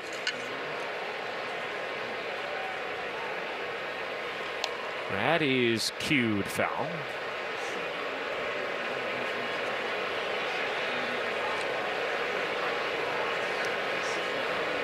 Alan Buznitz recalled from Louisville today after Derek Law was placed on the 15-day IL with a right elbow sprain.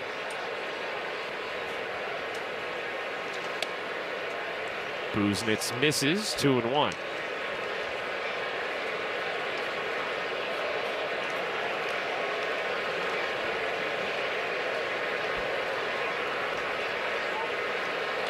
And it is 3-1, and there's a man pitchers don't like to see on deck.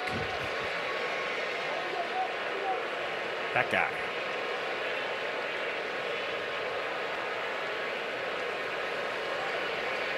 Bader, big rip, 3-2.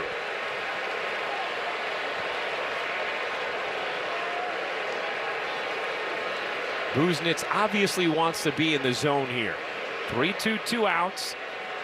Judge on deck. Pitch. Line drive, base hit, center field. Kyle Higashioka will score. LeMahieu to third. It's an RBI single from Harrison Bader, and the Yankee lead is now 6-2. Well, this is a great ninth inning for the Yankees, tacking on runs, good solid at bats. Harrison Bader, second at bat, coming off the bench, lines it. Again, these 2-out hits just put these games out of reach. And now you give Aaron Judge an opportunity to really put it out of reach. And you give Clay Holmes an opportunity to sit down. Yankees have been spackling it together in the pen, down a man. A lot of guys have been used a lot. And so now Ramirez, the lone man throwing, as Judge takes strike one.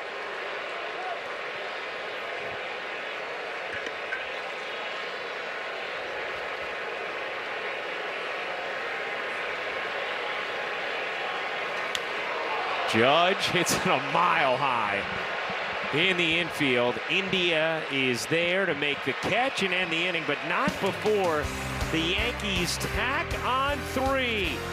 Bader the final in the ninth, followed by a Harrison Bader ribby single.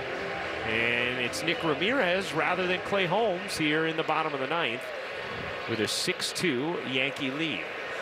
We got a much better attitude behind the plate right now after that big hit from Higgy.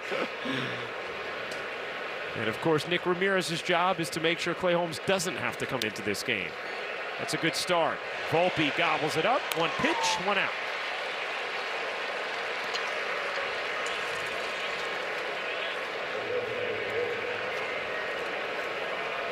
You know, Ryan, you got to realize this is our responsibility. You know, Michael and Coney are watching the game. Oh yeah, and they think they're off to a great start. We got to work on our WAR, our win against replacement. It's very, very important that we take home a win tonight, right?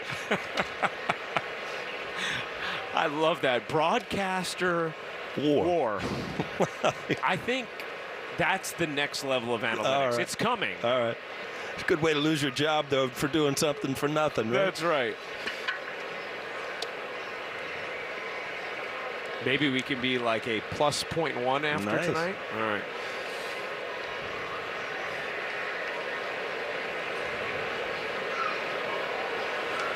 There's a strike, 2-1.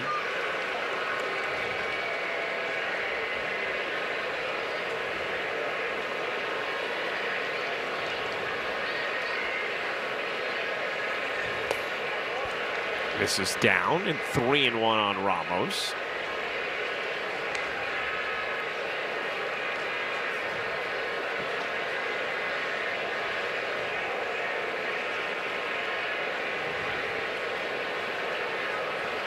Swing and a miss, 3-2.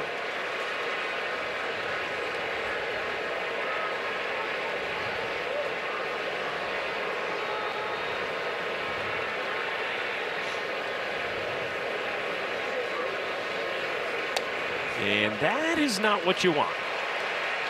Walks Ramos, and wouldn't be surprised if that means Holmes gets back up in the pen as Will Myers steps in. Yeah, there's certain times to pat pitchers on the back, and there's certain times to just say, you know what, this is what we have. We've got a 4-run lead. We brought you in for the reads. Throw strikes. Let's get out of this inning. I want to save my bullpen if you're Aaron Boone. Yeah. No movement yet with Holmes. And that's what's so cool about baseball and the game within the game, too, right? Obviously, first priority, win tonight. Sure. But second priority, you're trying to set things up for the rest of the weekend as well, when it's on the table as it is here.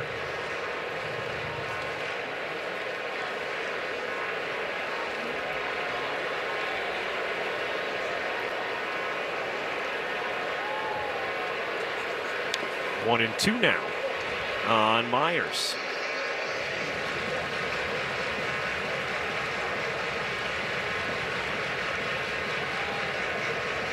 Yankees will finally have an off day on Monday Coming off a strong series in Toronto, taking 3 of 4, looking to take the opener tonight in Cincinnati.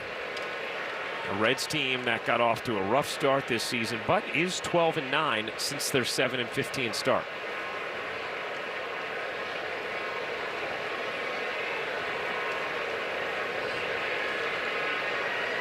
The 1-2.